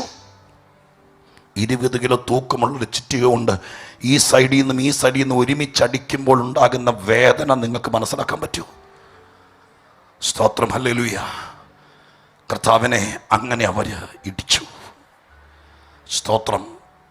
ഒരു പട്ടാളക്കാരൻ്റെ 6 അടി പൊക്കമുള്ള പട്ടാളക്കാരൻ്റെ ഈ ചൂണ്ടുവിരലിന് ഏകദേശം 3 ഇഞ്ച് മുതൽ 3.5 ഇഞ്ച് വരെ നീളം വരും. യേശുക്രിസ്തുവിൻ്റെ താടിയും മീശയും കർത്താവിനുണ്ടായിരുന്നല്ലോ യഹൂദ പശ്ചാത്തലത്തിൽ. കർത്താവിൻ്റെ താടി രോമങ്ങൾ 30-31 വയസ്സാകുമ്പോഴത്തേക്ക് യഹൂദൻ്റെ കൾച്ചർ അനുസരിച്ച് നല്ല തങ്ക നൂലുകൾ പോലെ അവർ സൂക്ഷിക്കുന്നതാണ് യഹൂദൻ്റെ താടി. അത് നെഞ്ചടം മൂടി പൊക്കിൽക്കൊടിക്ക് തൊട്ട് മോളിൽ വരെയും നീണ്ടു നിൽക്കും. ഒരു 30 വയസ്സ് വരെയും, ഒരു 16-20 വയസ്സ് മുതൽ താടി വളർത്താൻ തുടങ്ങിയാൽ ഇത്രയും നീണ്ടു നിൽക്കും. ഈ താടി രോമങ്ങളിലേക്ക് ഒരു പട്ടാളക്കാരൻ കൈ ഇങ്ങനെ അകറ്റിയിട്ട് താടി രോമങ്ങൾക്കകത്തേക്ക് കൈയിട്ടിട്ട് താടി രോമങ്ങളെ കൂട്ടിപ്പിടിച്ചിട്ട് താഴേക്ക് വലിക്കുമ്പോൾ ചന്ദനത്തളിർ പോലെയുള്ള നമ്മുടെ കർത്താവിൻ്റെ കവിൾത്തടം അതുപോലെ അങ്ങ് പറിച്ചെടുക്കുക.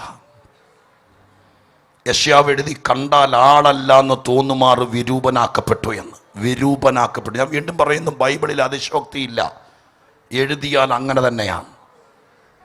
ചുമ്മാ പോലീസ് കൊണ്ടോയോ അല്ലെങ്കിൽ ആരെങ്കിലും കൊണ്ട് ഇടിച്ചു കൊണ്ടെന്നാലും ആളുടെ രൂപം ചിലപ്പോൾ നീര് വെച്ചേക്കാം, പക്ഷെ വിരൂപനാകിയല്ലോ. സ്തോത്രം. ഞാൻ ആദ്യം പറഞ്ഞ 3 ഇഞ്ച് നീളമുള്ള വിരല് യേശുവിൻ്റെ മേൽ മീശയിൽ ചുറ്റിയിട്ട് മോളിലേക്ക് വലിക്കുമ്പോൾ ഈ മോളിലെ ചുണ്ടേ അങ്ങ് പറഞ്ഞു പോവും. മേൽചുണ്ട് പറഞ്ഞു പോയൊരു മനുഷ്യൻ്റെ ഫോട്ടോ നിങ്ങൾക്ക് ശ്രദ്ധിക്കാമോ? ഷേപ്പ്ലെസ് ആണ്. നമുക്ക് ഈ ചുണ്ടും ഇതൊക്കെ ഉള്ളത് കൊണ്ടാണ് നമുക്ക് ഈ ഷേപ്പ് ഫോട്ടോയിൽ നമ്മളത് മനസ്സിലാക്കുന്നത്. ഈ ചുണ്ട് പറഞ്ഞു പോയാൽ മോണ മാത്രം, പല്ല് മാത്രം ഇങ്ങനെ ഇരുന്ന് കാണാനേ യേശുവിൻ്റെ മുഖം വിരൂപമാക്കപ്പെട്ടു. സ്തോത്രം. ചമ്മട്ടിപ്രകാരം എന്ന് പറയുന്നത് പറഞ്ഞറിയിക്കാൻ പറ്റുന്നതല്ല. സ്തോത്രം. കറ്റക്കളത്തിൽ കറ്റ മെതിക്കുന്നത് പോലെയാണ് കർത്താവിനെ മെതിച്ചത്. കുരിശിൽ കൊണ്ടുപോയി കൈകാലുകൾ സ്തോത്രം ചേർത്ത് ആണിയടിച്ചു. കോല് കൊണ്ട് തല്ലി എന്നൊക്കെ പറയുമ്പോൾ നമ്മളെന്താ മനസ്സിലാക്കുന്നത്? വെറുതെ അവിടെ കിടന്ന് കമ്പെടുത്ത് തല്ലിയെന്ന. അങ്ങനെയല്ലത്. കോല് കൊണ്ട് തല്ലി എന്നൊക്കെ പറയുമ്പോൾ അന്ന് അവിടെയുള്ള പട്ടാളത്തിൻ്റെയോ മതമേലധ്യക്ഷന്മാരുടെ കയ്യിലിരിക്കുന്ന കോല് ഇന്നത്തെ ചില ഉന്നത അധികാരികളായിരിക്കുന്ന പോലീസ് ഓഫീസേഴ്സിൻ്റെ കയ്യിലിരിക്കുന്ന ലാത്തി, അത് കണ്ടിട്ടുണ്ടോ? അതിൻ്റെ അറ്റത്തൊരു വെള്ളിച്ചുറ്റുണ്ട്. എന്നതുപോലെ ഒരു ലോഹ ചുറ്റ് തുമ്പത്തുള്ളതാണ് കോല്. ആ കോല് കർത്താവ് കുരിശിലേക്ക് ചേർത്ത് പിടിച്ച് സ്തോത്രം കുരിശുമായി പോകുമ്പോൾ ഈ നഖം തീർത്ത് ആ ലോഹം കൊണ്ടൊരടി അടിക്കുമ്പോൾ നഖമേ പറഞ്ഞെറിഞ്ഞു പോവും. അത്രയ്ക്ക് ഭയാനകമാണ് സുവിശേഷങ്ങളിൽ കാണുന്ന ക്രൂശിലെ ക്രിസ്തു. സ്തോത്രം. ക്രൂശിലേക്ക് കർത്താവിനെ ഒരു പാറയിൽ വെട്ടിയിരിക്കുന്ന വിള്ളലിലേക്ക് ആ ക്രൂശെടുത്തിട്ടിടുമ്പോൾ കറ്റ മെതിക്കാൻ പോയിരിക്കുന്ന ആളുകൾ ഇതിനകത്തുള്ള മനസ്സിലാകും. കറ്റക്കളത്തിൽ കറ്റയെടുത്ത് നിലത്തേക്ക് തല്ലിയതിന് ശേഷം മെതിക്കുന്നയാൾ ആ കറ്റയെടുത്തിട്ട് താഴേക്ക് കുരിച്ചു നിർത്തുന്ന കൊടയും. അങ്ങനെ കൊടയുമ്പോൾ ആ കറ്റയ്ക്കകത്ത് അടർന്നു നിൽക്കുന്ന നെൽമണികളെല്ലാം കൂടി ഉതിർന്ന് താഴേക്ക് വീഴും. മണിക്കൂറുകളായി കർത്താവിൻ്റെ ക്രൂശിലേക്ക് കൊണ്ടുപോകുമ്പോൾ ചമ്മട്ടി കൊണ്ട് അടിച്ചും മുൾക്കിരീടം വെച്ച് ആഞ്ഞടിച്ചൊക്കെ മാംസത്തുണ്ടുകൾ പറഞ്ഞിരിക്കുന്നത് കുരിശ് എടുത്ത് പാറയിലേക്ക് ഇട്ടപ്പോൾ കതിരിൽ നിന്ന് നെൽമണികൾ അടർന്ന് വീഴുന്നത് പോലെ അടർന്നിരുന്ന മാംസത്തുണ്ടുകൾ ക്രൂശിൻ്റെ ചോട്ടിൽ വീണിട്ടുണ്ട്. അത്രയ്ക്ക് ഭയാനകമാണ് യേശുവിൻ്റെ ക്രൂശ്. സ്തോത്രം. ഒരു വശം മാത്രം കാണുമ്പോൾ ഞാൻ പറഞ്ഞല്ലോ നമ്മൾ കരയും. പക്ഷെ ഇന്ന് രാത്രി ഞാനിത് പറയുന്നത് നമ്മെ രക്ഷിപ്പാൻ, നമ്മെ തകർത്ത് കളയാതിരിപ്പാൻ. നിങ്ങളിൽ ചിലര് എന്നെ ആത്മഹത്യ ചെയ്ത് പോകേണ്ടതാ. അമ്മാച്ചൻ്റെ മക്കൾ കാശ് അയച്ച് തന്നുകൊണ്ടല്ല നിങ്ങളിൽ പലരും ഇന്ന് ഇവിടെ വന്ന് എല്ലാരേക്കാളും മുമ്പിലിരുന്ന് ദൈവത്തെ സ്തുതിക്കുന്നത്.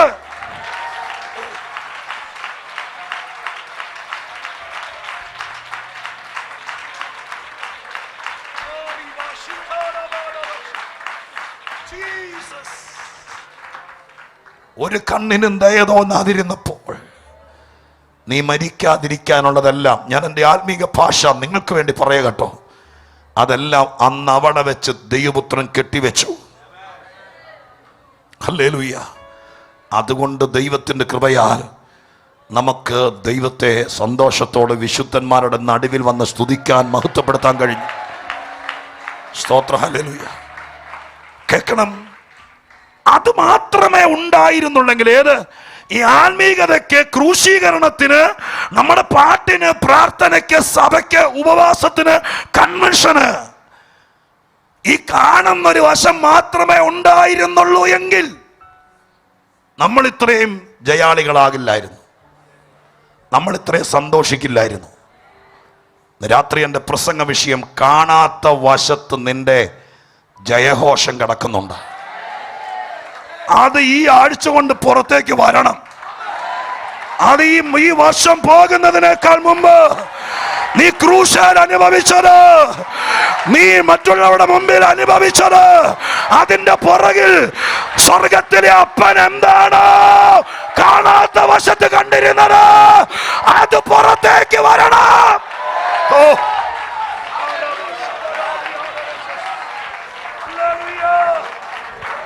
Price the Lord, hallelujah. ഒരു വശം മാത്രമേ നമ്മൾ കണ്ടിരുന്നുള്ളെങ്കിൽ നമുക്ക് ഈ ലോകത്തിൽ 2 പെരുന്നാളോ ഉത്സവമോ ആഘോഷമോ മാത്രം കിട്ടിയേനെ. ഇന്ന് രാത്രി നമ്മൾ അതിനകത്ത് ഊരിപ്പോന്നതും നമ്മൾ അതിനകത്ത് ഒതുങ്ങാതിരുന്നതും ഇതിനൊരു മറുവശമുണ്ടെന്ന് ദൈവം വെളിപ്പെടുത്തി. Hallelujah, praise the Lord, hallelujah. ഒരുപക്ഷേ ഈ ജീസസ് ഈസ് അലൈവ് ഈ ചർച്ചിനകത്ത് നിങ്ങളിൽ ചിലർ വന്നത് കഷ്ടം തീരാനോ, രോഗം മാറാനോ, സ്വത്രം ബാധ്യതകൾക്ക് വിടുതൽ കിട്ടാനൊക്കെ ആയിരിക്കും. എന്നിട്ട് നിങ്ങളിൽ ചിലത് കിട്ടിയിട്ട് പോകാതിരുന്നത് ഇതിന് അപ്പുറം, ഈ ആൾക്കൂട്ടത്തിനും ഈ കാണുന്നതിനപ്പുറം മറ്റൊരു രഹസ്യമുണ്ടെന്ന് അറിഞ്ഞവരെല്ലാം ഇവിടെ നിന്നു. ഗ്ലോറി ബശാഖനയാര പരിശുദ്ധാത്മാവേ, ജുഡാരാ ശംദരാദരക്ഷസി, ഹല്ലേലൂയ, ഹല്ലേലൂയ, ഹല്ലേലൂയ, സ്തോത്രം. 10-38 വർഷങ്ങൾക്ക് മുമ്പ് തകർന്നടിഞ്ഞ് കള്ളുകുടിയനായ ഒരു അപ്പന്റെ മോനായി രോഗം വന്ന് അരിച്ചു പറക്കൊരു വീട്ടിൽ കിടക്കുമ്പോൾ, സ്തോത്രം, വീട്ടിൽ വന്ന് ഇതുപോലത്തെ യോഗത്തിന് നാളുകൾ അന്നില്ലല്ലോ. ആ യോഗത്തിൽ പങ്കെടുക്കാൻ വേണ്ടി ഞങ്ങളെ വന്ന് വിളിക്കുമ്പോൾ അവർ ഞങ്ങളോട് പറഞ്ഞത്, ഓലപ്പുര കിടന്ന് മഴ പെയ്യുന്നത് മുഴുവൻ നനഞ്ഞ് ചാണകം പോലും മെഴുകാൻ പ്രാണിയില്ലാത്ത ബലഹീനമായി കിടന്ന ആ വീട്ടിനകത്ത് വന്ന് പറഞ്ഞ്, ഈ കഷ്ടമൊക്കെ തീരും ബ്രദറെ, നിങ്ങൾക്ക് സന്തോഷമുള്ള നാളുകൾ വരും. സ്തോത്ര, ഹല്ലേലൂയ. നിങ്ങൾ ദൈവത്തിൻ്റെ അടുക്ക വാ, നിങ്ങൾ ഞങ്ങളുടെ പ്രാർത്ഥനയ്ക്ക് വാ, സ്തോത്രം എന്ന് ഞങ്ങളോട് വന്ന് പറഞ്ഞത് അന്നത്തെ കറ തീർന്ന ദൈവദാസന്മാരാ. സ്തോത്രം. അത് കേട്ട് എൻ്റെ അപ്പനും അമ്മയും, അന്ന് ഞങ്ങൾ 16 വയസ്സ് താഴെയുള്ളവരാ, അപ്പനും അമ്മയും കൂടി പറഞ്ഞു, ഒരുപാട് എടുത്ത് പോയിട്ടില്ലേ, ഇവിടെയും കൂടി പോയി നോക്കാം. പോയിട്ട് ദൈവത്തിന് നമ്മളെ വേണ്ടെങ്കിൽ കുഞ്ഞുങ്ങളെയും കൊന്നിട്ട് നമുക്ക് തീരാം. അങ്ങനെ പറഞ്ഞ അവസാനത്തെ പോക്കായിരുന്നു ഒരു വീട്ടിൽ നടന്ന പ്രാർത്ഥനയ്ക്ക് വേണ്ടി പോയത്. സ്വർഗത്തിൽ പോകാമെന്നും പറഞ്ഞല്ല ഞങ്ങളെ അന്ന് അവർ വിളിച്ച കേട്ടോ. സ്തോത്രം, തെറ്റിദ്ധരിക്കരുത്. അന്ന് ഞങ്ങളുടെ കിടപ്പ് കണ്ടിട്ട്, നരകത്തിൽ കിടക്കുന്ന കിടപ്പ് പോലെ കിടപ്പ് കണ്ടിട്ട് ഞങ്ങളുടെ വീട്ടിൽ വന്ന് കണ്ടവർ പറഞ്ഞു, ബ്രദറെ, ഈ കിടപ്പ് എന്തോ കഷ്ടമാണ്, 2 പിള്ളേരെ കൊണ്ട് കിടക്കുന്നേ, ഒരു പ്രാർത്ഥനയ്ക്ക് വാ, ദൈവം ഇതിനൊക്കെ മാറ്റം വരും.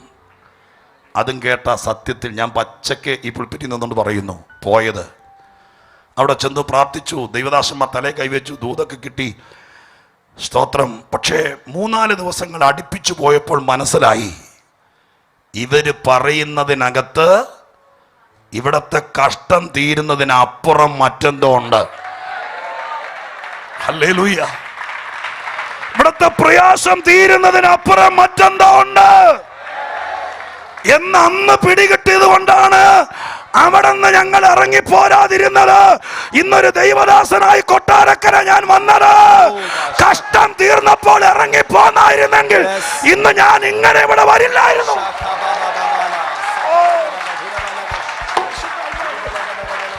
Glory, hallelujah.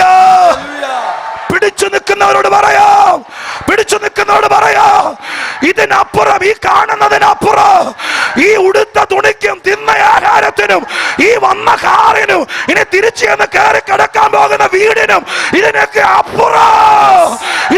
അപ്പുറം എന്താ ഉണ്ടെന്ന് വെളിപ്പെട്ടവർക്ക് മാത്രമേ ഇവിടെ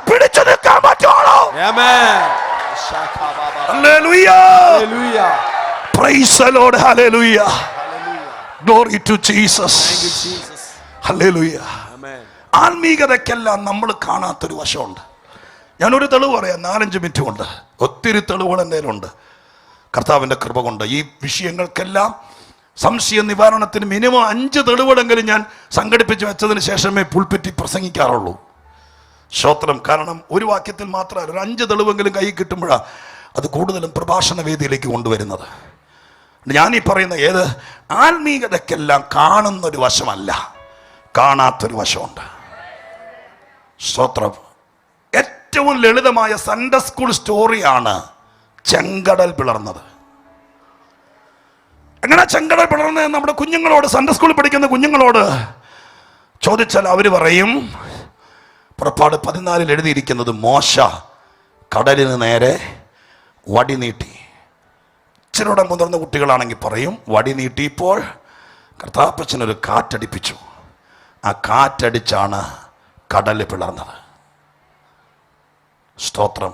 സത്യമാണ്. ഒരു പത്ര റിപ്പോർട്ടറെ പോലെ ആ സംഭവത്തിൻ്റെ ദൃക്സാക്ഷി വിവരണമാണ് 14-ാം അധ്യായത്തിൽ കാണുന്നത്. അവിടെ എഴുതിയിരിക്കുന്നത്, മുമ്പോട്ട് പോകാൻ വഴിയില്ലാതെ ഭാരപ്പെട്ട് നിൽക്കുമ്പോൾ മോശ കിടന്ന് കരയുക, ജനം പിറുപിറുക്കുക. ദൈവം പറഞ്ഞു, നീ എന്നോട് കരയുന്നത് എന്ത്? നിന്റെ കയ്യിലിരിക്കുന്ന വടിയെടുത്ത് കടലിന് നേരെ നീട്ടി കടൽ പിളർന്ന് ജനത്തോട് അക്കരെ പോകാൻ പറ എന്ന് പറഞ്ഞതിൻ്റെ വെളിച്ചത്തിൽ മോശ ഒരു വടി നീട്ടി നിൽക്കുന്നത്. അന്ന് ഇതുപോലെ മൊബൈൽ ക്യാമറ കൊണ്ടൊക്കെ ആൾക്കാർ വന്നിരുന്നതെങ്കിൽ അതെടുത്ത് എവിടെയെങ്കിലും നമുക്ക് പേസ്റ്റ് ചെയ്യായിരുന്നു. സ്തോത്രം. പക്ഷെ അന്നതൊന്നും ഇല്ലായിരുന്നല്ലോ. മോശ വടി നീട്ടി നിന്നു. വടി നീട്ടി നിന്നപ്പോൾ ഒരു കാറ്റ് വന്ന് കടലിൽ തട്ടുന്ന പോലെ അവർക്ക് തോന്നി. കടൽ പിളർന്നു. അത്രയുമേ പുറപ്പാട് പുസ്തകത്തിലുള്ളൂ ഇത് കാണുന്ന വശം. എന്നാൽ ഇതേ സംഭവം കടൽ എങ്ങനെയാണ് പിളർന്നതെന്ന് വ്യത്യസ്ത ഭാഗങ്ങളിൽ 5 സ്ഥലത്ത് ബൈബിളിൽ എഴുതിയിട്ടുണ്ട്. അത് 5ഉം പറഞ്ഞാൽ 10 മണിയാവും. പക്ഷെ ഒരെണ്ണം പറയാം, എൻ്റെ ഈ പ്രസംഗത്തെ തെളിയിക്കാൻ വേണ്ടി മാത്രം.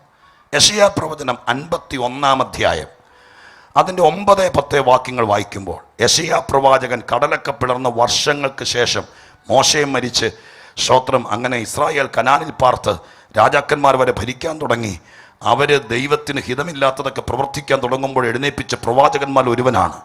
ആ പ്രവാചകൻ 51-ാം അധ്യായത്തിൻ്റെ 9-10 വാക്യങ്ങളിൽ കടൽ പിളർന്നതിൻ്റെ ആത്മീക തലം പുറപ്പാട് പുസ്തകത്തിൻ്റെ എഴുത്തുകാരൻ അന്ന് എഴുതാത്തത്, അന്ന് അവർ കാണാത്തത് ആത്മക്കണ്ണ് കൊണ്ട് കണ്ട് എഴുതിയിരിക്കുന്നത്. 51-ന്റെ 9-10 യെശയ്യാ പ്രവചനം. യഹോവയുടെ ഭുജമേ ഉണരുക, യഹോവയുടെ ഭുജമേ ഉണരുക, ഉണരുക, ഉണരുക, ശക്തി ധരിച്ചുകൊള്ളുക. അടുത്തത്, പൂർവകാലത്തും പണ്ടത്തെ തലമുറകളിലും എന്ന പോലെ ഉണരുക. രഹബിനെ വെട്ടി മഹാസർപ്പത്തെ കുത്തിക്കളഞ്ഞത് നീ അല്ലയോ? സമുദ്രത്തെ വലിയ ആഴിയിലെ വെള്ളങ്ങളെ തന്നെ വറ്റിച്ചു കളയുകയും വീണ്ടെടുക്കപ്പെട്ടവർ കടന്നു പോകേണ്ടതിന് സമുദ്രത്തിന്റെ ആഴത്തെ വഴിയാക്കുകയും ചെയ്തത് നീ അല്ലയോ? നോക്കണേ, ആ വാക്ക് മനസ്സിലായോ?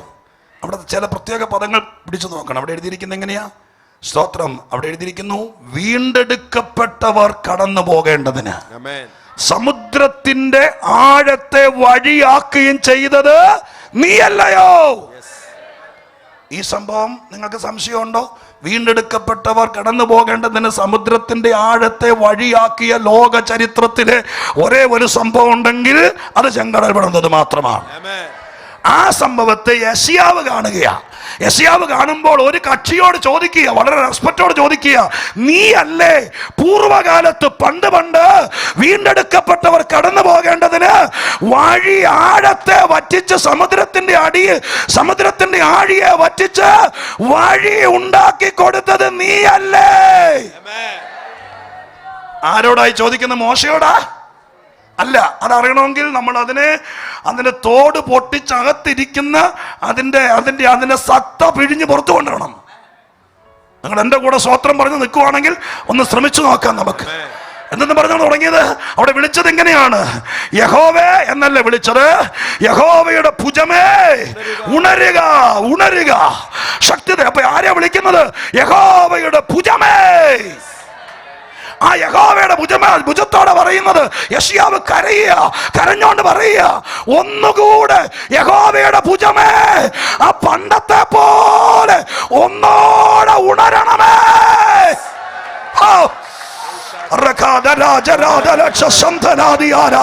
യഹോവയുടെ ഭുജമേ അപൂർവകാലത്തെ പോലെ ഒന്നോടെ ഉണരുക, ഉണരുക.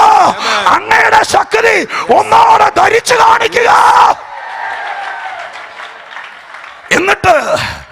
എന്നിട്ട് പൂർവ്വകാലത്ത് നടന്നൊരു സംഭവം യഹോവയുടെ ഭുജത്തോട് പറയുകയാണ്, റിമൈൻഡ് ചെയ്യുക. യെശയ്യാവ് എന്താണ് പറയുന്നത്? സ്വന്തം രഹബിനെ വെട്ടി മഹാസർപ്പത്തെ കുത്തിക്കളഞ്ഞ്, അല്ലേ? അങ്ങനെയല്ലേ രഹബിനെ വെട്ടി മഹാസർപ്പത്തെ കുത്തിക്കളഞ്ഞത് നീ അല്ലയോ? ആര്? യഹോവയുടെ ഭുജമാണ് രഹബിനെ വെട്ടിയത്, മഹാസർപ്പത്തെ കുത്തിയത്. എന്നിട്ട് അവിടെ അണ്ടർസ്റ്റുഡ് ആണ് എന്താ എഴുതിയിരിക്കുന്നത്? രഹബിനെ വെട്ടി മഹാസർപ്പത്തെ കുത്തിയത് നീ അല്ലയോ? അങ്ങനെയല്ലയോ വീണ്ടെടുക്കപ്പെട്ടവർ കടന്നു പോകേണ്ടതിന് ആഴിയിലെ വെള്ളം വറ്റിച്ച് അവർക്ക് വഴിയൊരുക്കിയത് നീ അല്ലയോ? ഓ ഇന്ന് രാത്രി ആത്മമണ്ഡലം തുറക്കട്ടെ, ആത്മമണ്ഡലം തുറക്കട്ടെ. എത്ര പേര് വിശ്വസിക്കും? ആത്മമണ്ഡലം തുറക്കട്ടെ. അവിടെ വലിയ യുദ്ധം നടക്കുന്നുണ്ട്, അവിടെ വലിയ വിഷയങ്ങൾ നടക്കുന്നുണ്ട്. മോശ ഇവിടെ കരയുമ്പോൾ, നെടുമ്പാട് വീഴുമ്പോൾ, ചെങ്കടൽ തീരത്ത് ചിലതിനെ വെട്ടുന്നുണ്ട്, ചിലതിനെ കുത്തുന്നുണ്ട്. രാത്രി വിശ്വസിക്കുന്ന ദൈവമക്കൾ, ഈ യോഗത്തിൽ കർത്തൃദാസന്മാരെ ഞാൻ പരിശുദ്ധാത്മാവിൽ പറയാം, ഈ യോഗത്തിൽ പുറമെ കാണുന്നതിനേക്കാൾ ദൈവ ആത്മമണ്ഡലത്തിലാണ് ഈ പ്രാവശ്യത്തെ ആനുവൽ കൺവെൻഷനിൽ.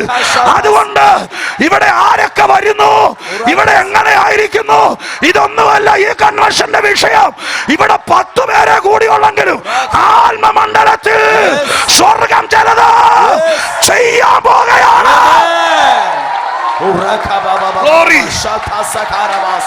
ജീസസ്, കേക്കൂ, ഹല്ലേലൂയ, കേക്കൂ, കേക്കൂ, കേക്കൂ, കേക്കൂ.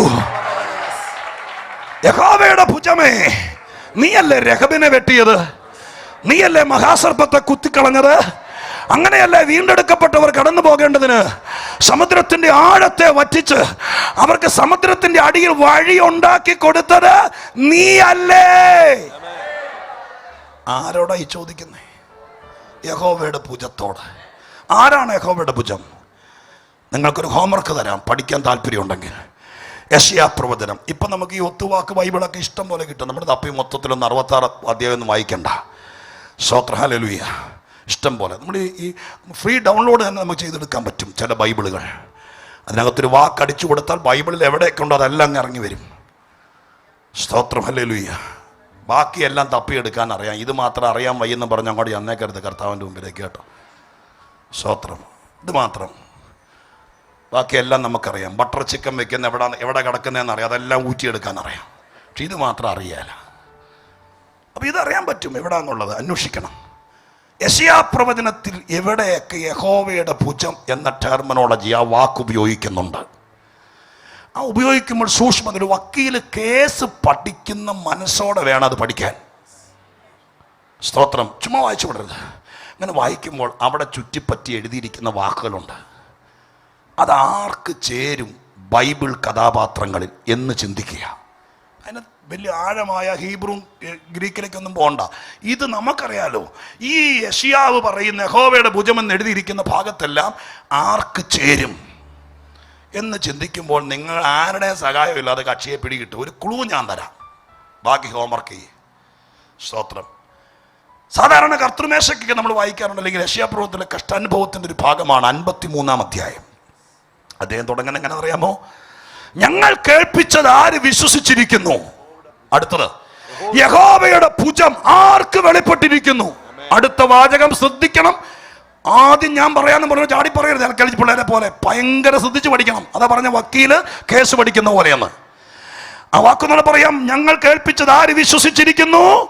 യഹോവയുടെ ഭുജം ആർക്ക് വെളിപ്പെട്ടിരിക്കുന്നു? അടുത്ത വാക്ക്, അവൻ ഇളയ തൈ പോലെ. ആര്? ആര്? അവൻ എന്ന് പറയുമ്പോൾ ആര്? യേശുക്രിസ്തു. അന്ന് ഉപദേശിമാര് പറഞ്ഞു തന്നോണ്ടല്ലേ പറയുന്നേ. ഈ ബൈബിളിലെ സംഭവം പറ. യെശയ്യാവ് ആരെ ഉദ്ദേശിക്കുന്നേ?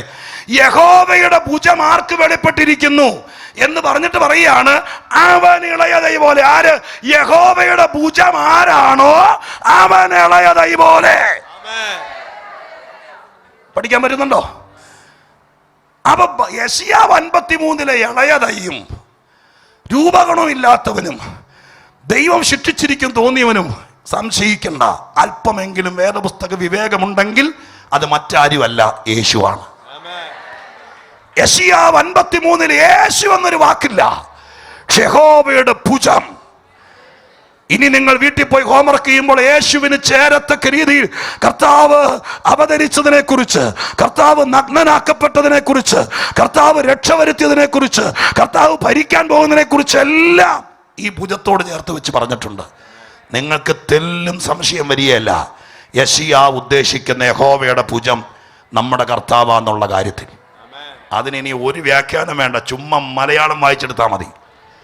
അങ്ങനെയാണെങ്കിൽ യെശയ്യാവ് പറയുന്ന യഹോവയുടെ ഭുജം നമ്മൾ ആരാധിക്കുന്ന ക്രൂശിലെ ജയാളിയായ കർത്താവാണെങ്കിൽ, യെശയ്യാവ് ആരോടാ പറയുന്നത്? 51:9 യഹോവയുടെ ഭുജമേ ഉണരുക, ഉണരുക, ശക്തി ധരിക്കുക, പണ്ടത്തെ പോലെ ഒരിക്കൽ കൂടി ഉണരുക.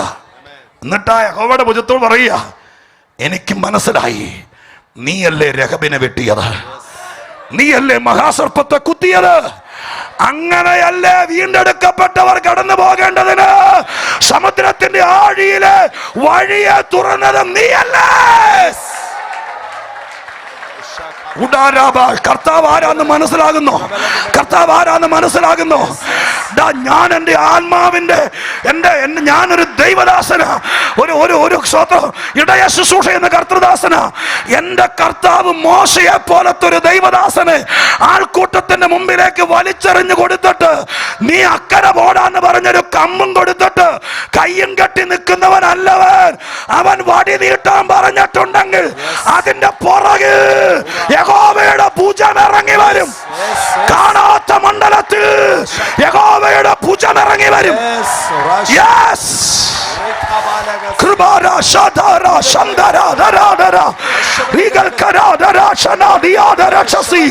യഹോവയുടെ ഭുജം ഇറങ്ങി വരും. അത് പുറപ്പാട് പുസ്തകത്തിലില്ല, അത് സങ്കീർത്തനങ്ങളിലില്ല, സൺഡേ സ്കൂൾ പുസ്തകത്തിലില്ല. പക്ഷേ വേദപുസ്തകത്തിലുണ്ട്. അതിനെ തപ്പിയെടുക്കണം, പരിശുദ്ധാത്മാവിൽ അതിനെ ഗ്രഹിക്കണം. അങ്ങനെയാണെങ്കിൽ ദൈവം പറയുന്ന ഏത് ആത്മീക കാര്യത്തിൻ്റെയും പുറകിൽ കാണാത്തൊരു വശമുണ്ട്. നമ്മൾ വടി നീട്ടി നിൽക്കുമ്പോൾ, നമ്മൾ മുട്ടയിൽ നിൽക്കുമ്പോൾ, നമ്മൾ ദൈവമുമ്പിൽ കൈമലർത്തി കരഞ്ഞു നിൽക്കുമ്പോൾ, നീ കാണാത്ത വശത്ത് യഹോവയുടെ ഭുജമാരാണോ, നിനക്ക് ഉത്തരവാദി ആയിരിക്കുന്നവൻ ആരാണോ, അവൻ രഹബിനെ വെട്ടി. 14 പ്രാവശ്യവും മറ്റോ വേദപുസ്തകത്തിൽ രഹബ് എന്ന വാക്കുണ്ട്. സ്തോത്രം, ഹല്ലേലൂയ. ബൈബിൾ നിഘണ്ടു നിങ്ങൾ പരിശോധിച്ചാൽ അതിന്റെ ഒരർത്ഥം ഇതാണ്, ദ മാസ്റ്റർ ഓഫ് സീ, കടലിന്റെ നായകൻ. ചുമ്മാ ഇവരെ അക്കരെ കയറ്റി വിടാതിരിക്കാൻ ഈ കടലിൽ മറഞ്ഞു കിടന്ന ചില ശക്തികളുണ്ട്. അതിനെ, ആ കടലിന്റെ നായകനെ മോശയ്ക്ക് കുത്താൻ പറ്റിയില്ല, അവൻ കാണില്ല. അത് ആത്മമണ്ഡലത്തിലാണ്. ഞാൻ ക്രൂശിന്റെ കാര്യം പറഞ്ഞല്ലോ. യേശു ക്രൂശെ കിടക്കുമ്പോൾ കണ്ണുകൊണ്ട് കണ്ടില്ല, അവന്റെ ആയുധം പിടിച്ചു പറിച്ചതുപോലെ മോശ വടി നീട്ടി നിൽക്കുമ്പോൾ സ്വർഗസ്ഥനായ ദൈവത്തിന്റെ പുത്രൻ, അവൻ യഹോവയുടെ ഭുജം ആരാണോ, അവൻ രഹബിനെ വെട്ടി. രാത്രി ആത്മമണ്ഡലത്തിൽ വിശ്വസിക്കുന്ന നിങ്ങൾ, നിന്റെ പ്രാർത്ഥനയ്ക്ക് നീ കാണുന്നതിനൊക്കെ വലിപ്പമുണ്ട് ബ്രദറെ. നിന്റെ ആരാധനയ്ക്ക്, നിന്റെ ആത്മീകത്തിന്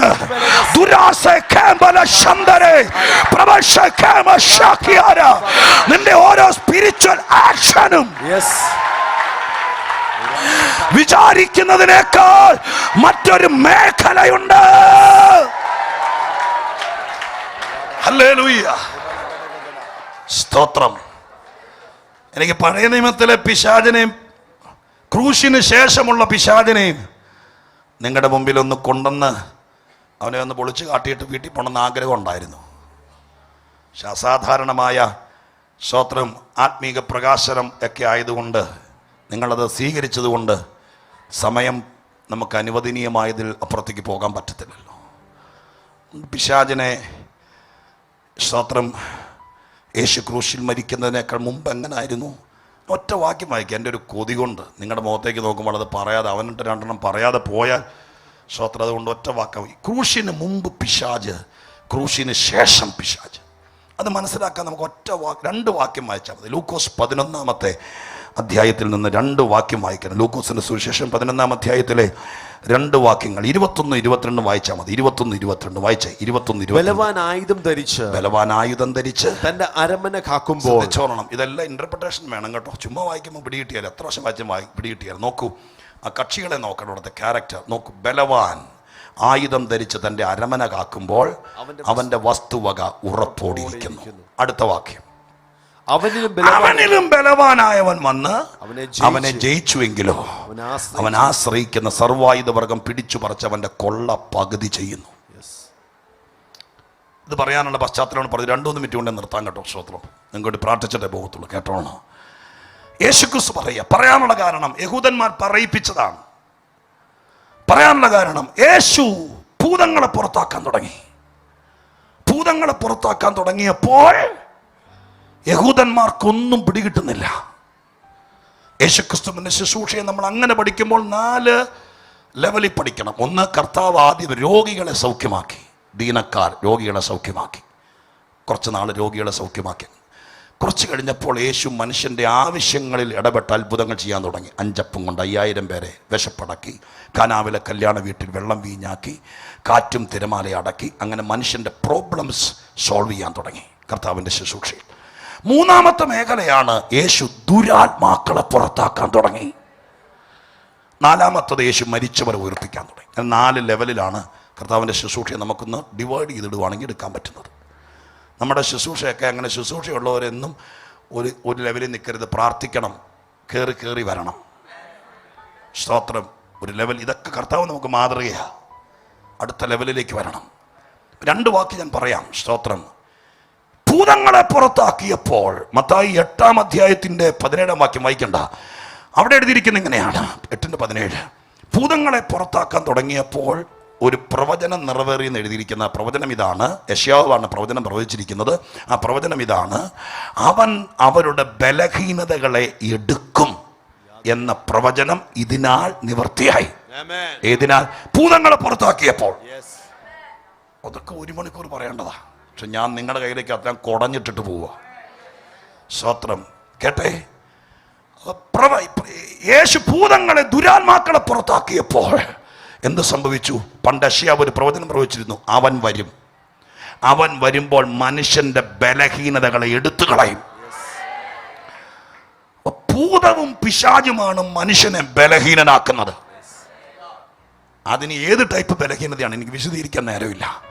കർത്താവിന്റെ അടുക്കൽ വന്നാൽ, യേശു നിന്നെ തൊട്ടാൽ, സ്വർഗം നിന്നെ പിടിച്ചാൽ, കർത്താവ് നിന്നെ ചികിത്സിച്ചാൽ, സ്തോത്രം, ഹല്ലേലൂയ.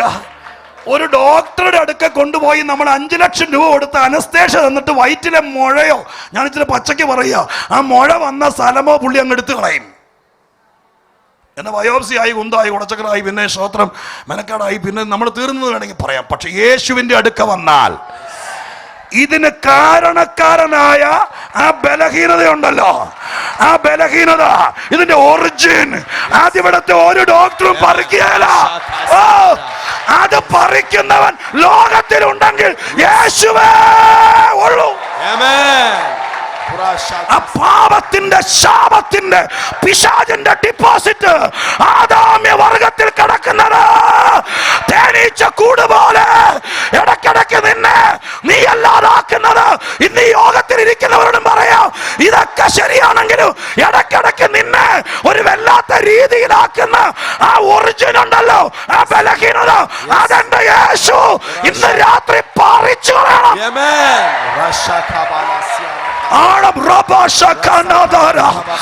യേശുവിന്റെ രക്തം അത് നിന്റെ കോപമാണ്. എന്താണെങ്കിലും, നിന്റെ ജീവിതത്തിൽ മുറുകെ പറ്റുന്ന എന്താണെങ്കിലും, ഇടക്കിടക്ക് നിന്നെ വയലന്റ് ആക്കുന്ന പ്രശ്നമാണെങ്കിലും, ഇന്ന് രാത്രി ആ ബലഹീനതയുണ്ടല്ലോ, ആ ബലഹീനത എത്ര പേർ ആഗ്രഹിക്കുന്നുണ്ട്? 2026 ബലഹീനതയുമായി എനിക്ക് കേറണ്ട. അത് പറിക്കാൻ കഴിവുള്ളവൻ കർത്താവ് മാത്രം. പിശാചുക്കളെ കൈകാര്യം ചെയ്യാൻ തുടങ്ങിയപ്പോൾ ഒരു പ്രവചനം നിറവേറി. അവൻ ബലഹീനത എടുത്തു കളയും. മർക്കോസിന്റെ സുവിശേഷത്തിന്റെ 1:27 ഇങ്ങനെ എഴുതിയിരിക്കുന്നു. എന്താണെന്നറിയാമോ? യേശു ഭൂതങ്ങളെ പുറത്താക്കുക. 23 മുതലൊക്കെ വായിക്കണം. 27 എത്തുമ്പോൾ അവിടെ എഴുതിയിരിക്കുന്നത് ഇങ്ങനെയാണ്. ശ്രോത്ര യഹൂദന്റെ പാളയത്തിനകത്ത്, ശ്രോത്ര ഹല്ലേലൂയ, മർക്കോസ് 1:27 വായിക്കണ്ട കേട്ടോ, ഞാൻ പറഞ്ഞു വിടാം. ശ്രോത്ര ഹല്ലേലൂയ, അവിടെ എഴുതിയിരിക്കുന്നത് ഇങ്ങനെയാണ്. എല്ലാവരും ആശ്ചര്യപ്പെട്ടു. കേട്ടോളെ, 1:27 എല്ലാവരും ആശ്ചര്യപ്പെട്ടു. ഇതെന്ത് ഒരു പുതിയ ഉപദേശം!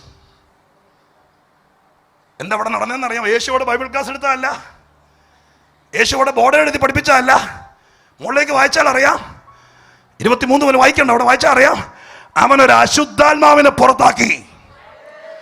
അശുദ്ധാത്മാവിനെ പുറത്താക്കിയപ്പോൾ അന്നത്തെ മതങ്ങളുടെ ഏറ്റവും വലിയ ഊറ്റം മതമായിരിക്കുന്ന യഹൂദ മതത്തിന്റെ റബിമാരും മൂപ്പന്മാരും പറയുക, ഇതൊരു പുതിയ ഉപദേശം. അങ്ങനെ പറഞ്ഞേ. യേശു ഒരു മരിച്ചവരെ ഉയർപ്പിച്ചപ്പോൾ അവർക്ക് തോന്നിയില്ല ഒരു പുതിയ ഉപദേശം. കാരണം എന്താ? അവരുടെ പിതാക്കന്മാർ മരിച്ചവരെ ഉയർപ്പിച്ചിട്ടുണ്ട്. ഏലിയാവ് ഏലീശയല്ല. യേശു രോഗിയെ സൗഖ്യമാക്കിയപ്പോൾ അവർക്ക് തോന്നിയില്ല പുതിയ ഉപദേശാന്ന്. യേശു സ്തോത്രം 5 അപ്പം കൊണ്ട് 5000 പേരെ പോഷിപ്പിച്ചത് തോന്നിയില്ല. കാരണം ഏലിയാവൊക്കെ ആഹാരമില്ലാത്ത ക്ഷാമകാലത്ത് ഉണ്ടാക്കിയിട്ടുണ്ട്. പക്ഷെ ദുരാത്മാവിനെ പുറത്താക്കിയപ്പോൾ യഹൂദൻ തലേ കൈവച്ചിട്ട് പറയുക, ഒരു പുതിയ ഉപദേശം. കാരണം എന്താ? അന്ന് വരെ ലോക ചരിത്രത്തിൽ ഒരു നേതാവും സാത്താന്റെ മേൽ കൈവച്ചിട്ടില്ല, ഭൂതത്തെ തൊട്ട് കളിച്ചിട്ടില്ല. അത് ചങ്കൂറ്റത്തോടെ എന്റെ യേശുവെ തൊട്ടിട്ടുള്ളൂ.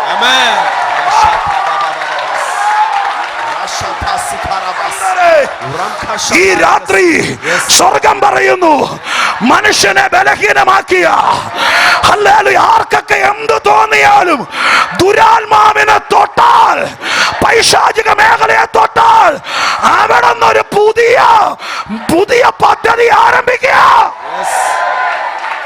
പഴയത് കഴിഞ്ഞുപോയി.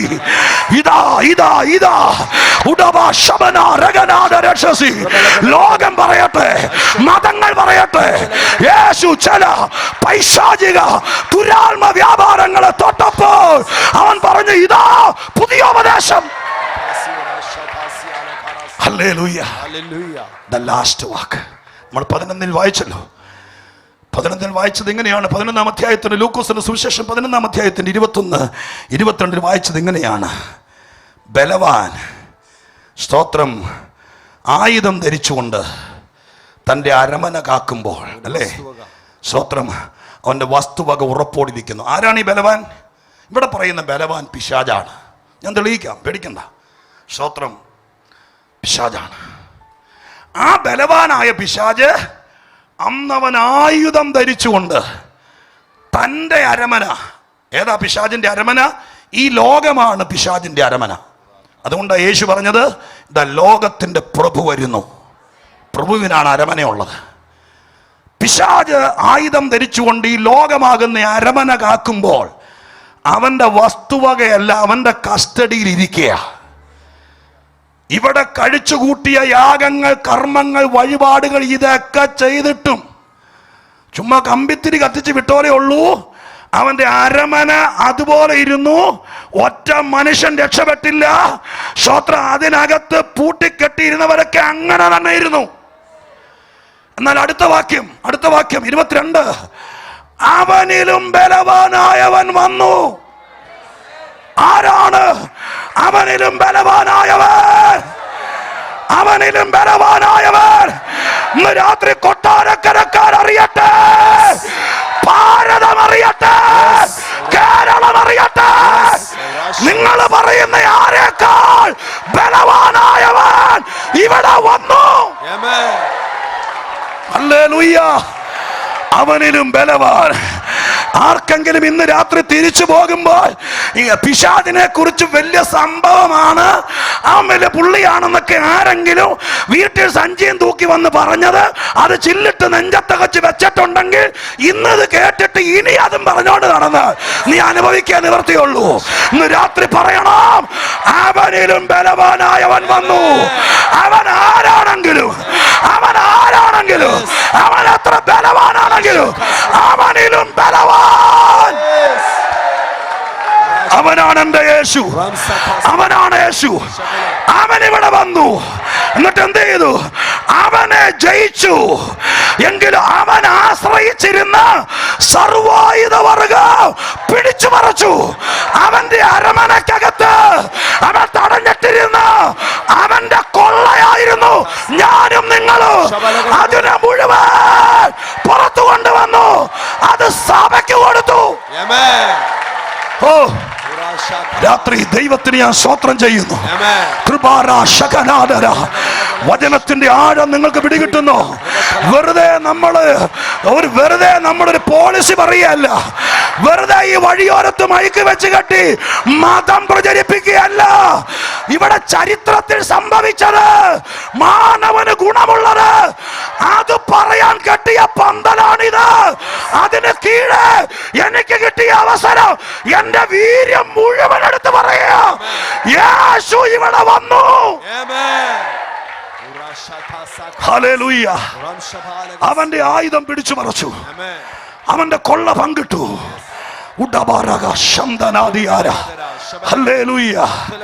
ഇനി തീർക്കുക. നിങ്ങൾ ഇരിക്കണ്ട, ഇരുന്നാ പിന്നെ ഞാൻ പ്രസംഗിക്കാൻ തുടങ്ങും. സ്വത്രം തീർക്കുക. നിങ്ങൾ നിന്നതെ ഇപ്പൊ തീർത്തേക്കാം. ലാസ്റ്റ് ഇന്നവൻ എവിടാന്നറിയാമോ? റോമാലേഖനം 16:20 പറയുന്നത് ഇങ്ങനെയാണ്: സമാധാനത്തിന്റെ ദൈവമോ വേഗത്തിൽ സാത്താനെ നിങ്ങളുടെ എന്നുദ്ദേശിച്ചതാണ്. വേദവസം വായിക്കുമ്പോൾ ഈ ടെൻസ് നിങ്ങൾ നോക്കണം. നീ എന്ന് പറയുന്നത് വ്യക്തിപരമാണ്. നിങ്ങളെന്ന് പറഞ്ഞാൽ, ലേഖനത്തിനകത്ത് നിങ്ങളെന്ന് പറഞ്ഞാൽ അത് സഭയാണ്. കേക്കൂ, നിങ്ങളുടെ കാൽ കീഴെ തന്നു എന്ന് പറഞ്ഞാൽ ആരുടെ?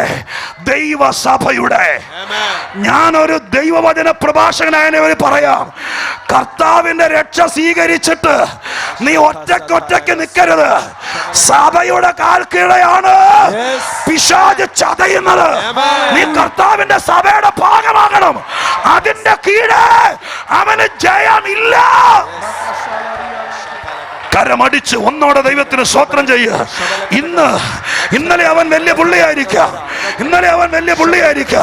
എന്നാൽ ഇന്ന് അവനിൽ ബലവാനായവൻ വന്നിട്ട് അവന്റെ ആയുധം പിടിച്ചു പറിച്ച് അവനെ പരസ്യമായ കാഴ്ചയാക്കി വീണ്ടെടുക്കപ്പെട്ടവരുടെ കാൽ കീഴെ ചതയ്ക്കാൻ തന്നു. ഇന്ന് രാത്രി യേശുവിന്റെ നാമത്തിൽ പറ, ഇന്ന് എന്റെ യേശുവാണ് വലിയവൻ. ഹല്ലേലൂയ. മടങ്ങിപ്പോകാൻ നേരത്ത് ഓർത്തിരിക്കാൻ ഒരു വാക്യം കൂടെ. 2 തെസ്സലോനിക്കർ 2:8 ഇവന്റെ കഥ തീരുന്നത്. എങ്ങനെയാണ് യേശു തീർക്കുന്നതെന്ന് അറിയാമോ?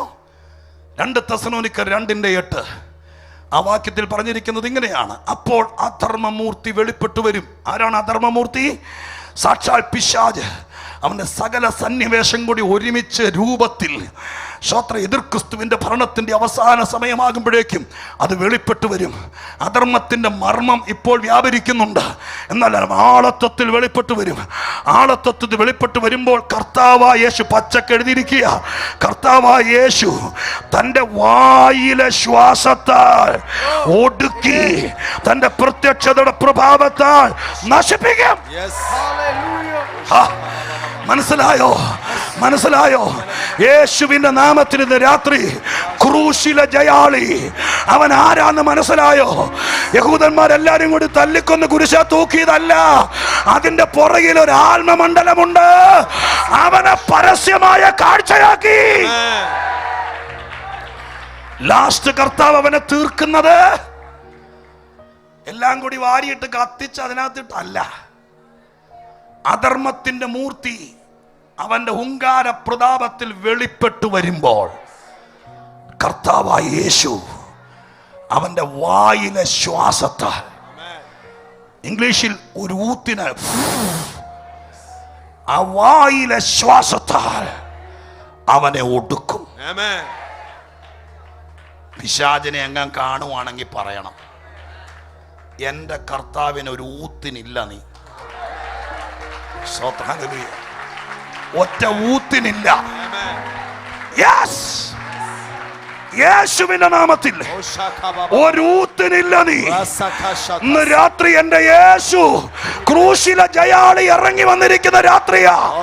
ഒരു ഊത്തിനില്ല. നീ ഇന്ന് രാത്രി അവന്റെ ഊത്തിന്റെ ശക്തിയാൽ അവൻ ഇല്ലാതെയായി തീരും. Hallelujah, praise the Lord, hallelujah. ഉപദേശിമാരുടെ ശ്രദ്ധയ്ക്ക് അതോടെ പറഞ്ഞാൻ പോവാ. വിളക്കൂതി കിടത്തുന്നത് പോലെ യേശുവിന് ഒരു ഊത്തിന് കിടത്താനുള്ളതുള്ളൂ സാത്താൻ. അത് വ്യാഖ്യാനമല്ല, പച്ചക്ക് എഴുതിയിരിക്കുന്നു. അങ്ങനെ ഒരു ഊത്തിന് തീർക്കാനുള്ളവനെ നിങ്ങളായിട്ട് ഫയർ എഞ്ചിൻ വിളിക്കാനൊന്നും പോകരുത്. മനസ്സിലാവുന്നുണ്ടല്ലോ? കാരണം ഊതിയാ കെടുന്ന വിളക്കിന് വേണ്ടി നമ്മൾ ഇനി ഫയർ എഞ്ചിൻ വിളിക്കണോ? ഫയർ എഞ്ചിൻ വിളിക്കുന്നത് വലിയ കെട്ടിടത്തിന് തീ പിടിക്കുമ്പോഴും അത്രയേ ഉള്ളൂ. വെറുതെ ഇണ്ടാസ് എല്ലാം കൂടി ഉണ്ടാക്കി സ്വത്രം ഫയർ എഞ്ചിൻ വിളിക്കാൻ വെറുതെ ഡേറ്റ് കുറിക്കരുത്. ഇന്ന് രാത്രി രക്ഷപ്പെടണമെങ്കിൽ പറയണം, എന്റെ ആരാധ്യൻ ക്രൂശിലെ ജയാളിയാ. ഞാനൊരു കൊച്ചു വീട്ടിൽ ജനിച്ചവനാ. ഞാൻ ബലഹീനനായിരുന്നു, പക്ഷെ ദൈവപുത്രൻ ജയാളിയായവൻ, അവൻ വലിയവനാണ്. ഒരുമിച്ച് കണ്ണടച്ച് ദൈവത്തോട് ഒരു നിമിഷം പ്രാർത്ഥിച്ച് പരിശുദ്ധാത്മാവിന്റെ ശക്തിയിൽ ചുമ്മാ കണ്ണടച്ച് നിൽക്കരുത്. ഈ കേട്ടതിന്റെ ശക്തിയിൽ ഒരു നിമിഷം, ഒറ്റ നിമിഷം അന്യഭാഷയിൽ ആത്മനിറവിൽ പ്രാർത്ഥിച്ചേ. എൻ്റെ ഭയം മാറി എന്ന് നിങ്ങൾക്ക് എത്ര പേർക്ക് പറയാൻ പറ്റും? എൻ്റെ ടെൻഷൻ മാറി. എൻ്റെ ദൈവമേ, ഞാൻ പലരും പറഞ്ഞു ആഭിചാരമോ കൈവശമോ കൂടോത്രമൊക്കെ. ഇന്ന് രാത്രി എൻ്റെ ഭയം മാറി. എൻ്റെ കർത്താവ് ആരാന്ന് മനസ്സിലായി. അവനാണ് എൻ്റെ അകത്ത്.